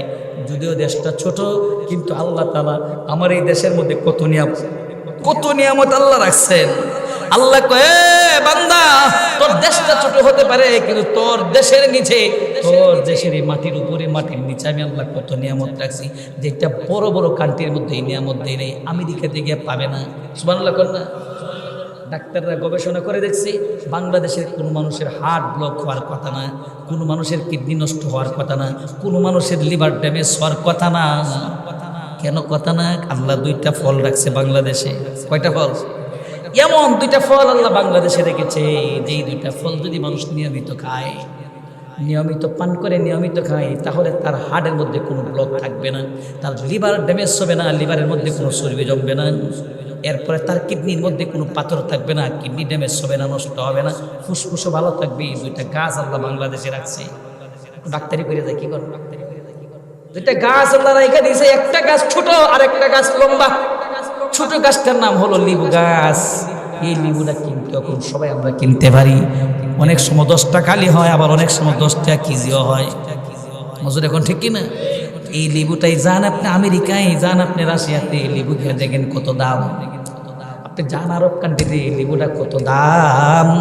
আল্লাহ এই দেশের মধ্যে আল্লাহ লেবু রাইখা দিয়েছেন, লেবুর মধ্যে আল্লাহ এমন কিছু অ্যাসিড রাইখা দিয়েছে, একটা মানুষ যদি ডাক্তাররা গবেষণা করে দেখেছে, একটা লেবুর অর্ধেকটা লেবু যদি কোনো মানুষ সকালবেলা ঘুম থেকে ওইটা গরম কুসুম পানি দিয়ে পান করে, তার লিভারের মধ্যে যদি চর্বি থাকে, লিভারের দূষিত চর্বিগুলো গলে বের হয়ে যাবে। শুধু তাই নয়, কিডনির মধ্যে যদি কোনো পাথর থেকে থাকে, ওই পাথর ভেঙে চুরমার হয়ে প্রস্রাবের রাস্তা দিয়ে বের হয়ে যাবে। কিডনির মধ্যে যদি দূষিত কোনো জিনিস থেকে থাকে, লিভারের মধ্যে আল্লাহ এমন অ্যাসিড থেকে দিয়েছে, কিডনিটাকে ভালো করে দিবে। হাড়ের মধ্যে যে বলক হয়ে যায়, এটা হলো বেশি বেশি গোশত খাওয়ার কারণে, বেশি চর্বি খাওয়ার কারণে মানুষের হার্ট ব্লক হয়ে যায়। চর্বি যখন বেশি জমে যায়, তখন তার হার্ট ভালো করে কাজ করতে পারে, এটারে করে অ্যাটাক করে, হার্ট অ্যাটাক করে। আর চিন্তা করে গবেষণা করে দেখা গেছে, যদি লেবুর এই অর্ধেকটা লেবু যদি চিপ্পা গরম কুসুম পানি দিয়ে সকালবেলা পান করে, হাড়ের মধ্যে যদি চর্বিও থেকে থাকে, ভবিষ্যৎ চর্বিগুলো গলে গলে বের হয়ে যাবে। যেরকম না, সুবহানাল্লাহ। তবে সাবধান, যাদের অ্যাসিড বেশি আছে, যাদের গ্যাস্ট্রিক আছে, অ্যাসিড বেশি আছে, অবশ্যই তারা ডাক্তারের সাথে পরামর্শ করে খেতে হবে, কম খেতে হবে, গ্যাস্ট্রিকের ট্যাবলেট খেতে হবে, ডাক্তারের পরামর্শ অনুযায়ী খেতে হবে। 2 নম্বর আরেকটা ফল আছে, এই ফলটা যদিও বাংলাদেশে 5 থেকে 10 বছর আগে ফলটার দাম কম ছিল, কিন্তু এখন এই ফলটা এত দাম হয়ে গেছে, গরিব মানুষ ইচ্ছা করলে এই ফলটা খেতে পারে না। এই ফলটা অনেক উঁচার মধ্যে হয়, ফলটার নাম হলো ডাব। কি নাম? ডাবটা খুব সস্তা না, 10 টাকা করে একটা। কত করে এক একটা ডাব? এখন 100 টাকা, 120 টাকা, 30 টাকা, 150 টাকা না। ঢাকা শহরে একটা 200 হয়ে যায়। এখন ঠিক কিনা? এই জন্য যদি পারেন প্রত্যেকের বাড়িতে গাছ লাগান, ডাব গাছ লাগান, প্রত্যেকের বাড়িতে নারকেল গাছ লাগান। ডাক্তাররা গবেষণা করে দেখছে আল্লাহ তাআলা বাংলাদেশে বলে এমন 2টা ফল নিয়ামত হিসেবে রাইখা দিয়েছি। কত নিয়ামতের কথা বলবো। জাফলংয়ের পাথর চুরি হয়ে যায়, ভোলার পাথর, সেই ভোলা সেই সাদা পাথরের পাথর চুরি হয়ে যায়, কিন্তু পাথর তো আর শেষ হয় না। শেষ হয়? পাথরের শেষ হয় না। আল্লাহ কো বান্দারে কোন দিকে তাকাবে? যেই দিকে তাকাবে এই দিকে আল্লাহর নিয়ামত। ফাবি আইয়ি আলাই রাব্বিকুমা তুকাযিবান। এই আয়াতের তাফসীর আমার মসজিদে ঢাকাতে আমি 3 মাস করছি, শেষ করতে পারি না। সুবহানাল্লাহ কোন। তা আপনি দেখেন 10 মিনিট আধা ঘন্টা কি তাফসীর করতে। আমার ভাইয়েরা ভালো করে বোঝেন যে আয়াত বেশি শুধুমাত্র তরজমা করতে, আংশিক কিছু তাফসীর করে যাইতেছে। একটা আয়াতে তাফসীর করা সম্ভব না। जिधर देखता हो इधर तू है हजर में सजर में तेरा रंग बू है। কত সুন্দর করে বলেন, প্রভু যেই দিকে তাকাই সেই দিকেই শুধু তোমার নিদর্শন। গাছের দিকে তাকায় দেখি তোমার নিয়ামত, পাথরের দিকে তাকায় দেখি তোমার নিয়ামত, আকাশের দিকে তাকায় দেখি তোমার নিয়ামত, জমিনের দিকে তাকায় দেখি তোমার নিয়ামত, সাগরের দিকে তাকায় দেখি তোমার নিয়ামত। শুধু নিয়ামত নিয়ামত। আল্লাহর নিয়ামত দিয়ে আমাদেরকে ভরপুর করে দিয়ে দিলে সুবহানাল্লাহ। 7টা আয়াতের তাফসীর আংশিক এখানে রাখলাম, বাইরে গেছে প্রায় 11:30টা। হাদিস পড়ছি 3টা। এই 3টা হাদিসের তরজমা করতে করতে যাবো 12টা। সুবহানাল্লাহ কই না রে? আর কিছু এখন সুবহানাল্লাহ। প্রথম নাম্বার হাদিস, আল্লাহ রাসূল বলেন এই জায়গাটার মধ্যে গভীর মনোযোগ সহকারে শুনতে হবে। রাসূল বলেন ইতানিম খামসান ক্বাবলা খামসিন, শাবাবাকা ক্বাবলা হারামিক, ওয়া সিহহাতাকা ক্বাবলা সাকামিক, ওয়া ফারাগাকা ক্বাবলা শুগুলিক, ওয়া গিনাকা ক্বাবলা ফাকরিক, ওয়া হায়াতাকা ক্বাবলা মাউতিক। আল্লাহ রাসূল বলেন আল্লাহ তাআলা মানুষকে 4টা নিয়ামত দিয়েছে, বড় বড়। সুবহানাল্লাহ। ওইটা নিয়ামত আল্লাহ দিয়েছেন, বড় বড় কয়েকটা নিয়ামত আল্লাহ দিয়েছেন। 1 নাম্বার শাবাবাকা ক্বাবলা হারামিক। আল্লাহ বলে হে মানুষ, আল্লাহ রাসূল বলেন আল্লাহ 5টা নিয়ামত যিনি দিয়েছেন, এর মধ্যে 1 নাম্বার নিয়ামত হলো যৌবন। 1 নাম্বার কি? এই জন্য রাসূল বলেন বার্ধক্য আসার আগে যৌবনের কদর করো। বার্ধক্য, প্রতিটা মানুষ চিরজীবন যৌবন থাকবে না, কোনো না কোনো সময় সে বার্ধক্যে উপনীত হয়ে যাবে। যখন বুড়া হয়ে যাইবা তখন ইচ্ছা করলেই তুমি যেইভাবে মনে চাই সেইভাবে ইবাদত বন্দি করতে পারবে না। যৌবনকালে যেটা করা যায় বুড়াকালে সেইটা করা যায় না। এই জন্য যুবক এখানে অনেক আছো, তোমাদেরকে বলি এ যুবক, তোমরা যারা লেখাপড়া করো তোমরা সময়ের মূল্যায়ন করবা। তোমাদের এই যৌবনটার বড় দাম। যৌবন আজে বাজে তোমরা খরচ করবা না। যৌবন আল্লাহর দেওয়া বড় নিয়ামত, যত খরচ করবা তত এটা খরচ হবে। যেটা কর ঠিক কিনা? এই যৌবন চলে গেলে যখন তোমার চুলগুলো পাইকে যাবে, ইচ্ছা করলো আর এই যৌবন আসবে না। ইচ্ছা করলো সময় চলে গেলে সেই সময় আর কোনোদিন ফিরে আসে না। সময় যদি চলে যায় সেই সময় আর কোনোদিন ফিরে আসে না। এই যে মুরব্বী বাবা এখানে বৈশা বৈশা নাচতেছে আর আনন্দ নিতেছে, বয়ান শুনতেছে, ওনাকে জিজ্ঞেস করে উনি তার যৌবনের জন্য কত আফসোস করে। যৌবন চলে গেলে সেই যৌবন আর কোনোদিন ফিরে আসে না। এই জন্য রাসূল বলেন প্রতিটা মানুষেরই একদিন যৌবন শেষ হয়ে যাবে। যৌবন থাকতে যৌবনের কদর করো। এখন হলো কদরটা কিভাবে করব, কদরটা কেমনে করবা? যৌবনকালে বেশি বেশি করে আল্লাহকে ডাকবা, নামাজ বেশি বেশি করে পড়বা, বেহুদা সময়গুলো নষ্ট করবা না। শাবাবাকা ক্বাবলা হারামিক। 2 নাম্বার ওয়াসিহহাতাকা ক্বাবলা সাকামিক। আল্লাহ রাসূল বলেন সুস্থতা আল্লাহর পক্ষ থেকে দেওয়া বড় নিয়ামত। সুস্থতা আল্লাহর পক্ষ থেকে দেওয়া বড় নিয়ামত। এটা চিরজীবন মানুষ সুস্থ থাকতে পারে না, কোনো একটা সময় মানুষ অসুস্থ হয়ে যায়। কোনো না কোনো সময় মানুষ অসুস্থ হয়ে যায়।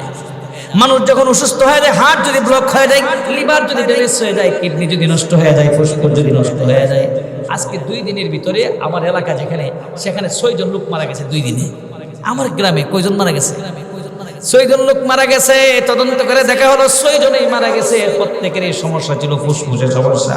কিসের সমস্যা? ফুসফুসের সমস্যা, ঠান্ডাজনিত কারণে ফুসফুস নষ্ট হয়ে গেছে, আর ফুসফুসের কারণে লোকটা শ্বাস নিঃশ্বাস নিতে পারে না। কত অক্সিজেন আল্লাহ তাআলা প্রতিদিন আমাদেরকে দেয়, যেরকম সুবহানাল্লাহ। এই জন্য সুস্থ থাকতে বেশি বেশি করে এই সুস্থতাকে কদর করো।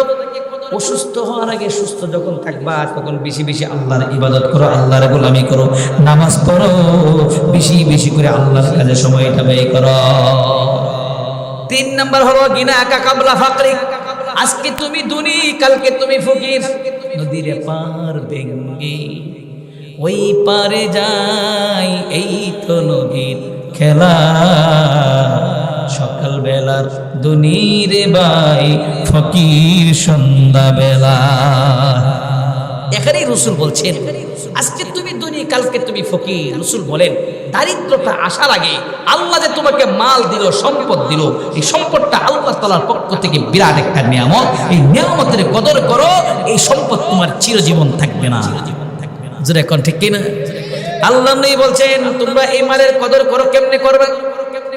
এই যে মসজিদের অবস্থাটা দেখেন, এই মসজিদে নামাজ পড়তে আসেন, জুমার নামাজ পড়তে আসেন, যখন বাড়ি থেকে আসে জুমার দিন পকেটে একটা টাকাও নিয়ে আসে না। যখন মসজিদে জুমার দিন আসবেন পকেটে 50টা টাকা নিয়ে আসবেন, 100 টাকা নিয়ে আসবেন। ইচ্ছা করলে একটা সময় আপনি 500 টাকা দান করতে পারবেন না, যখন আপনার দুর্ভিক্ষ দেখা দিবে। এই জন্য এখন টাকা আছে, অর্থ আছে, বেশি বেশি টাকা আল্লাহর রাস্তায় দাও, মসজিদে দাও, মাদ্রাসায় দাও, গরিব মিসকিন ফকিরকে দান করো, এটাই তোমার জন্য থেকে যাবে। এই জন্য রাসূল বলেন ওয়াগিনাকা ক্বাবলা ফাকরি, দারিদ্রতা আসার আগে আল্লাহ যে মাল দিয়েছে, অর্থ দিয়েছে, সম্পদ দিয়েছে, এটাকে তোমরা গনিমত হিসাবে এটাকে কাজ করো। যদি করো সুবহানাল্লাহ। ওয়া ফারাগাকা ক্বাবলা শাগলিক, আল্লাহ রাসূল বলেন প্রতিটা মানুষের একটা অলস সময় আসে, যেই সময়টা মানুষ মূল্যায়ন করে না, কিন্তু একটা সময় আসে, খুব ব্যস্ত সময় এসে যায়। যুবকরা মনোযোগ সহকারে শুনো, বাবার হোটেল দুনিয়াতে বড় সস্তা। যেই দিন বিবাহ শাদী করবা, লেখাপড়া শেষ হয়ে যাবে, সেই দিন তুই বড় ব্যস্ত হয়ে যাইবা। এই ব্যস্ত সময়টা আসার আগে এই অলস সময়টা আছে, এই সময়টাকে মূল্যায়ন করো। দেখা গেছে এই পৃথিবীর বুকে যারাই সময়ের মূল্যায়ন করেছে তারাই দুনিয়াতে বেশি দামি হয়েছে, এরা আখিরাতেও দামি হয়ে গেছে। যেরকম না সুবহানাল্লাহ। এই প্রতিটা আলেম, আপনারা যে মুফতি আরমান সাহেবের কথা বলেন, অথবা এই এলাকায় যত আলেম আছে, অথবা ডিফেন্সের চাকরি করে সরকারি চাকরিজীবী আছে, এদেরকে চিন্তা করে গিয়ে দেখেন যারাই দুনিয়াতে দামি হয়েছে এরা সময়ের মূল্যায়ন করে দামি হয়েছে। এই জন্য যুবকেরা তোমরা যারা লেখাপড়া করো, এখন সময়ের মূল্যায়ন করবা, আড্ডার মধ্যে সময়গুলো নষ্ট করবা না। একটা দিন এই সময়টার জন্য অপেক্ষা করবা, একটা দিন সময়টার জন্য আফসোস করবা। কি আফসোস করবা? আরে আমি যদি সময়টা মূল্যায়ন করতাম, ভালো করে যদি লেখাপড়া করতাম, তাহলে তো আজকে আমি একটা ভালো কিছু হইতে পারতাম। যদি এখন ঠিক কিনা? আর 5 নাম্বারটা হলো ওয়া হায়াতাকা ক্বাবলা মাউতি। আল্লাহ রাসূল বলেন এই দুনিয়ার জিন্দেগিটা ক্ষণস্থায়ী, প্রতিটা মানুষ একদিন দুনিয়া থেকে বিদায় হতে হবে। এই ছোট্ট এই জীবন, আল্লাহ রাসূল বলেন এই জীবনটাকে কাজে লাগাও, জীবনটাকে কদর করো। এই জীবনের চিরজীবন নয়, এই দুনিয়ার জিন্দেগিটা হলো ক্ষণস্থায়ী, আখিরাতের জিন্দেগি হলো চিরস্থায়ী। দুনিয়ার জিন্দেগি তোমার একদিন শেষ হয়ে যাবে, আখিরাতের জিন্দেগি একদিন শুরু হয়ে যাবে। যে জিন্দেগির শুরু আছে কিন্তু শেষ নাই, এই দুনিয়ার জিন্দেগির শুরু আছে, শেষও আছে। এই জন্য তুমি তোমার জীবনটাকে এমনভাবে গঠন করো যেন তুমি চলে গেলে পৃথিবীর সব মানুষ তোমাকে স্মরণ করে। এমন জীবন করো রে গঠন, মরিলে হাসিবে তুমি, কাঁদিবে পৃথিবী। তুমি তোমার জীবনটাকে এমন ভাবে গঠন করো, তুমি একদিন দুনিয়া থেকে চলে যাবে, ছোট্ট জীবনটা একদিন শেষ হয়ে যাবে, ইতি হয়ে যাবে। যেদিন তুমি চলে যাবে সেই দিন তোমার লাশ আসবে ঈদগার মাঠে, সেই দিন তোমার লাশ আসবে মসজিদের সামনে। যখন মসজিদের সামনে লাশ আসবে, মসজিদের সামনে যখন ঈদগার মাঠে যখন তোমার লাশ এসে যাবে, কত মানুষ বাড়ি থেকে তোমাকে শেষ বিদায়টা জানানোর জন্য আসবে। শেষ বিদায় যখন জানানোর জন্য আসবে, অনেক মানুষ ঘর থেকে বের হবে আর চোখ থেকে ঝরঝর করে পানি পড়বে। চোখের পানিগুলো ছেড়ে ছেড়ে তোমাকে শেষ বিদায়ের জন্য আসবে। আহারে, তুমি তোমার জীবনটাকে এত সুন্দর বানিয়েছ, যেই জীবনের জন্য প্রতিটা মানুষ আজকে কাঁদতেছে, প্রতিটা মানুষ আজকে চোখের পানি ফেলাইতেছে। আবার তুমি তোমার জীবনটাকে এমনভাবে গঠন করবা না যাতে করে তুমি মারা গেলে তোমার আশেপাশে যত মানুষ সকলে বলে হ্যাঁ মারা গেছে, ভালো হয়েছে।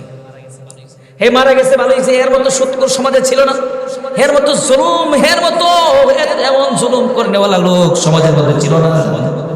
হে ঘুষ খাইতো, সুদ খাইতো, সমস্ত অপরাধগুলো করতো এর জীবনে, এমন কোনো অপরাধ নাই যেটা সে করে নাই। মানুষ তোমাকে দেখবে জানাজা যখন সামনে আসে, জানাজা সামনে আসতে অনেক মানুষ জিজ্ঞেস করে, এই আব্দুল আলী কাকা যে মারা গেল, যেখানে আসলো উনি কেমন মানুষ ছিল? সবাই বলে ভালো মানুষ ছিল। কি মানুষ ছিল? আচ্ছা সেই সময় কি বলবে লোকটা খারাপ ছিল? কেউ বলবে লোকটা খারাপ ছিল? কেউ বলবে না লোকটা খারাপ ছিল। প্রতিটা মানুষ সবাই বলে লোকটা ভালো ছিল, যদিও জবান দ্বারা, মুখ দ্বারা বলতেছে ভালো ছিল, আর অন্তর দ্বারা বলতেছে এর মতো খারাপ মানুষ সমাজে ছিল না। হে মরছে আমরা মুক্তি পাইলাম, যেরকম ঠিক কিনা? ও হায়াতাকা কাবলা মাউতিক, আল্লাহ রাসূল বলে এই ছোট্ট জীবনটাকে তুমি কাজে লাগাও। এই জীবন তোমার চিরস্থায়ী নয়, এটা ক্ষণস্থায়ী। এই জীবনটা কষ্ট করে যাইবা কবরের জগতে শান্তিতে থাকবা, এই জীবনটা কষ্ট করে যাইবা হাসরের মাঠে শান্তিতে থাকবা, এই জীবনটা কষ্ট করে যাইবা ফুলচেরাতে শান্তিতে থাকবা, এই জীবনটা ছোট্ট জীবন ৬০-৭০ বছরের জিন্দেগি কষ্ট করে যাইবা চির জীবন শান্তিতে থাকবা, জান্নাতে থাকবা। যেরকম না সুবহানাল্লাহ, আর একটু জোরে কোন সুবহানাল্লাহ। এই জন্য ছোট্ট জীবনটা শেষ হয়ে যাবে। এই ছোট্ট জীবনটা শেষ হওয়ার আগে তুমি তোমার জীবনটাকে বানাও, জীবনটাকে বানাও। কেমনে বানাইবা? মসজিদে আজান দেয়, তুমি তো ঠিকই তোমার কাম কাজ ঠিকই চলে, কিন্তু মসজিদে আসো না। একবার নয়, দুইবার নয়, প্রতিদিন তোমাকে 5 বার ডাকছে আল্লাহু আকবার, আল্লাহু আকবার। আল্লাহ সবচেয়ে বড়, আল্লাহ সবচেয়ে বড়, আর তুমি বলতেছো আমার গরুটা বড়, আমার গরুটা বড়, আমার জমি বড়, আমার জমি বড়, আমার জমি বড়, আমার দোকান বড়, আমার এটা বড়, সেইটা বড়। যে যেটা করে সেইটার মধ্যে লিপ্ত আছে। আর আল্লাহ প্রতিদিন বলতেছে আজানের যে শব্দগুলো আছে না পৃথিবীর কোনো মানুষের রচিত নয়, কেউ এই শব্দগুলো বানাই নাই, নিজে থেকে আবিষ্কার করে নাই।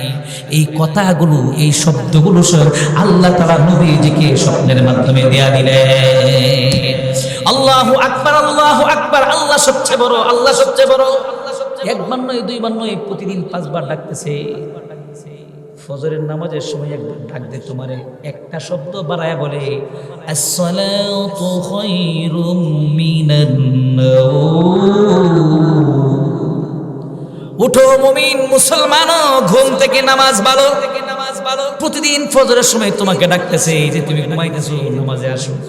ঘুম থেকে নামাজ ভালো। এই পৃথিবীতে আপনার ভাই, আপনার শত্রু না, সবচেয়ে বড় শত্রু হলো শয়তান। যখন আপনার মনটা ছাই ওঠার জন্য শয়তান এসে শীতের মধ্যে এসে বলে নিচর উপরে তুই, মাঝখানে তুই ঘুমা ঘুমা উঠিস না। শয়তানের কুমন্ত্রণায় পড়ে মানুষ তখন ঘুমিয়ে থাকে, নামাজ দায় আসে না। অথচ হায়াতাকা কাবলা মাউতিক, আল্লাহ রাসূল বলেন এই ছোট্ট জীবনটা তোমার একদিন শেষ হয়ে যাবে, এই জীবনটাকে তুমি কাজে লাগা। এই জন্য তুমি তোমার জীবনটাকে এমন ভাবে বানাও যেন তোমার বাড়ির আশেপাশে যারা আছে সবাই যেন মারা গেলে যেন সবার চোখ থেকে পানি পড়ে। আর আফসোস করে আর দোয়া করে, আল্লাহ আল্লাহ চাচা মারা গেছে, আব্দুল আলী কাকা মারা গেছে, আব্দুর রহমান চাচা মারা গেছে। আল্লাহ গো, মানুষ ইচ্ছা করে কবরে যায়, কবরে গিয়ে অনেক মানুষ আছে কবরে ডরায়। আব্দুল আলী চাচা যখন মারা যায়, আব্দুর রহমান চাচা যখন মারা যায়, তখন আব্দুর রহমানের চাচার লাশটা কবরে নামানোর জন্য মানুষের অভাব পড়ে না। আবার যখন সুদকুর, ঘুষখোর, গাঞ্জাখোর, যখন ইয়াবাখোর যখন মারা যায়, মানুষ কোনো রকম লজ্জা লাগে, শরম লাগে, নামাজটা পড়ে বাড়িতে চলে আসে, কবর পর্যন্ত যাইতে চায় না। এই জন্য এই যে জীবন, এই যে হারাম পয়সা কামাইতেছি আমরা, কার জন্য? বিবি বাচ্চার জন্য হারাম কামাইতেছি। অথচ আমার জীবনটাকে আমি জাহান্নাম নিয়ে যাচ্ছি, আমার জীবনটাকে জাহান্নামে দিই আমি আমার বিবি বাচ্চার চিন্তা করছি। অথচ আজকে আমি মারা যাবো, কালকে আমাকে ঘর থেকে বের করে দিবে, আগে বের করবে বিবি বাচ্চারা। ভাই ভাই বাচ্চারা রাত্রে মারা গেল বাবা 8টার পরে, সবাই খুব তাড়াতাড়ি দাফন করার দরকার। বাবার দ্বারে সন্তানও থাকতে চায় না, এত আদরের বিবিও স্বামীর দ্বারে থাকতে চায় না, ভয় পায়। এই জিন্দা মানুষটারে কত আদর করতে একসাথে ঘুমাইছি, এখন মরে গেছে, এখন ভয় পায়। আবার কিছু মানুষ আছে দেখবেন যে কবরে ভাসতে যাইতে না, ডরায়। আছে কিনা নাই?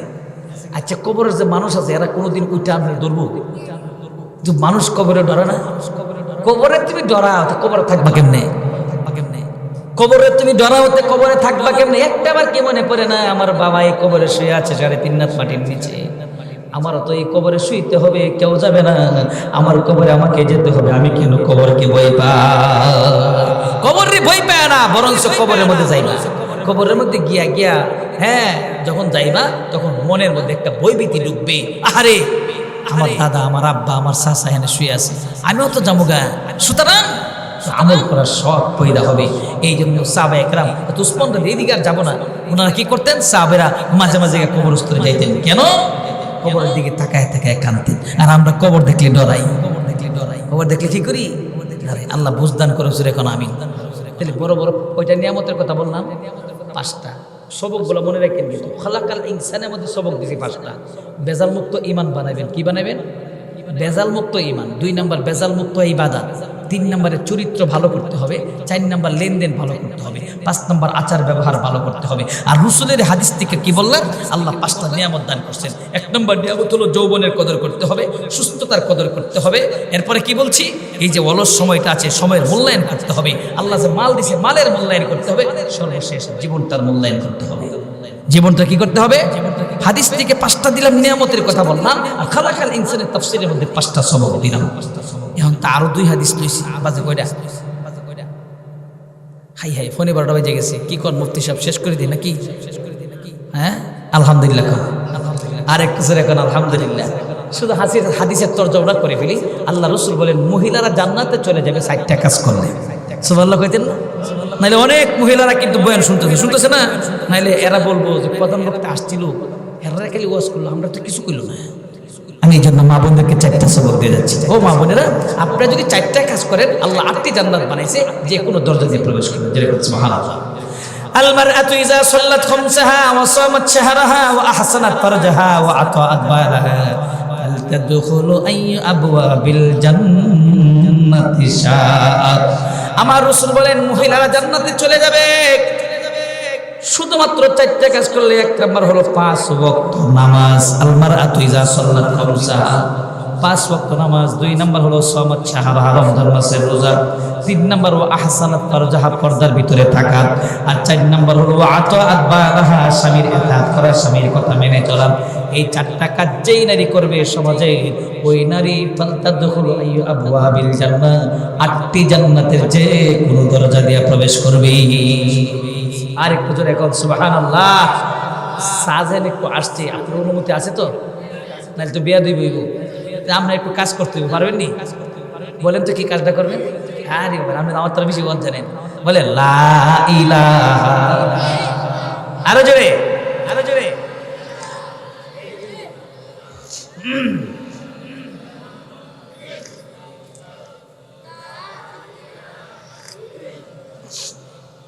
লা ইলাহা ইল্লাল্লাহ, লা ইলাহা, লা ইলাহা ইল্লাল্লাহু মুহাম্মাদুর রাসূলুল্লাহ সাল্লাল্লাহু আলাইহি ওয়াসাল্লাম। ও মা বোনেরা, তোমরা যারা পর্দার আড়াল থেকে কথাগুলো শুনছো, মা তোমাদেরকে 5 মিনিটে 4টা সবক দিয়ে গেলাম। 5 ওয়াক্ত নামাজ পড়বা, রমজান মাসের রোজাগুলো রাখবা, পর্দার ভিতরে থাকবা, আর স্বামীর কথা মেনে চলা। সাবধান, স্বামী রিক্সা চালায়, স্বামী ব্যানগাড়ি চালায়, স্বামী দিন মজুর, তাকে কষ্ট দিবা না। রাসূল বলেন তোমার স্বামী দিন মজুর হতে পারে, তোমার স্বামী রিক্সাওয়ালা হতে পারে, তোমার স্বামী ব্যানগাড়িওয়ালা হতে পারে, সারাদিন কাজ করে তোমার জন্য 500 টাকা ইনকাম করে নিয়ে আসে। রাসূল বলেন তুমি যদি রান্নার মধ্যেও থাকো, আর তোমার স্বামী যদি কাজ করে দরজার সামনে এসে ডাক দে, হে আব্দুর রহমানের মা কোথায়, রাসূল বলেন তুমি তোমার রান্না বন্ধ করে দিয়ে তুমি তোমার স্বামীটাকে সাড়া দাও। তুমি তোমার স্বামীটাকে সাড়া দাও। শুধু সাড়া দিবা না, তোমার যে স্বামী ক্লান্ত হয়ে দরজার সামনে আসলো, তুমি দরজার সামনে এসে একটা সালাম দিবা, আসসালামু আলাইকুম ওয়া রাহমাতুল্লাহি ওয়া বারাকাতুহু। এই যে তুমি সালামটা দিলা, আল্লাহ রাসূল বলেন যেই জায়গায় সালাম আছে, যেই ঘরে সালাম আছে, এই ঘরে শান্তি আছে। সুবহানাল্লাহ। এই যে কষ্ট করে তোমার স্বামী আসলো, তোমার এই মুস্কি হাসি দেখে, সালাম দেখে তার সমস্ত ক্লান্তি দূর হয়ে গেল। এই জন্য মা বোনদেরকে বলবো, স্বামী আল্লাহর পক্ষ থেকে দেওয়া বড় নিয়ামত। আর আমার ভাইদেরকে বলবো, স্ত্রী আল্লাহর পক্ষ থেকে দেওয়া বড় নিয়ামত। তাকে বান্দির মতো পিটাইবেন না, গালিগালাজ করবেন না। সে আপনার সাথে বিসমিল্লাহ বলে, আলহামদুলিল্লাহ বলে, মা বাবা ভাই বোন ছেড়ে আপনার সাথে চলে এসেছে, আপনি তাকে কদর করবেন, তাকে একটা নিয়ামত মনে করবেন, তাকে অত্যাচার জুলুম করবেন না, বান্দির মতো দেখবেন না, চাহিদা মেটানোর চেষ্টা করবেন। আল্লাহ আপনাকে যতটুকু তৌফিক দান করেছেন। আর আপনাদেরকে বলবো, আপনারা কখনোই স্ত্রীকে বান্দির মতো ব্যবহার করবেন না, এদের চাহিদা পূরণ করবেন। আর স্ত্রীদেরকে বলবো আপনারা আপনাদের স্বামীদের কদর করবেন, এদেরকে কোনো মনের মধ্যে কষ্ট দিবেন না।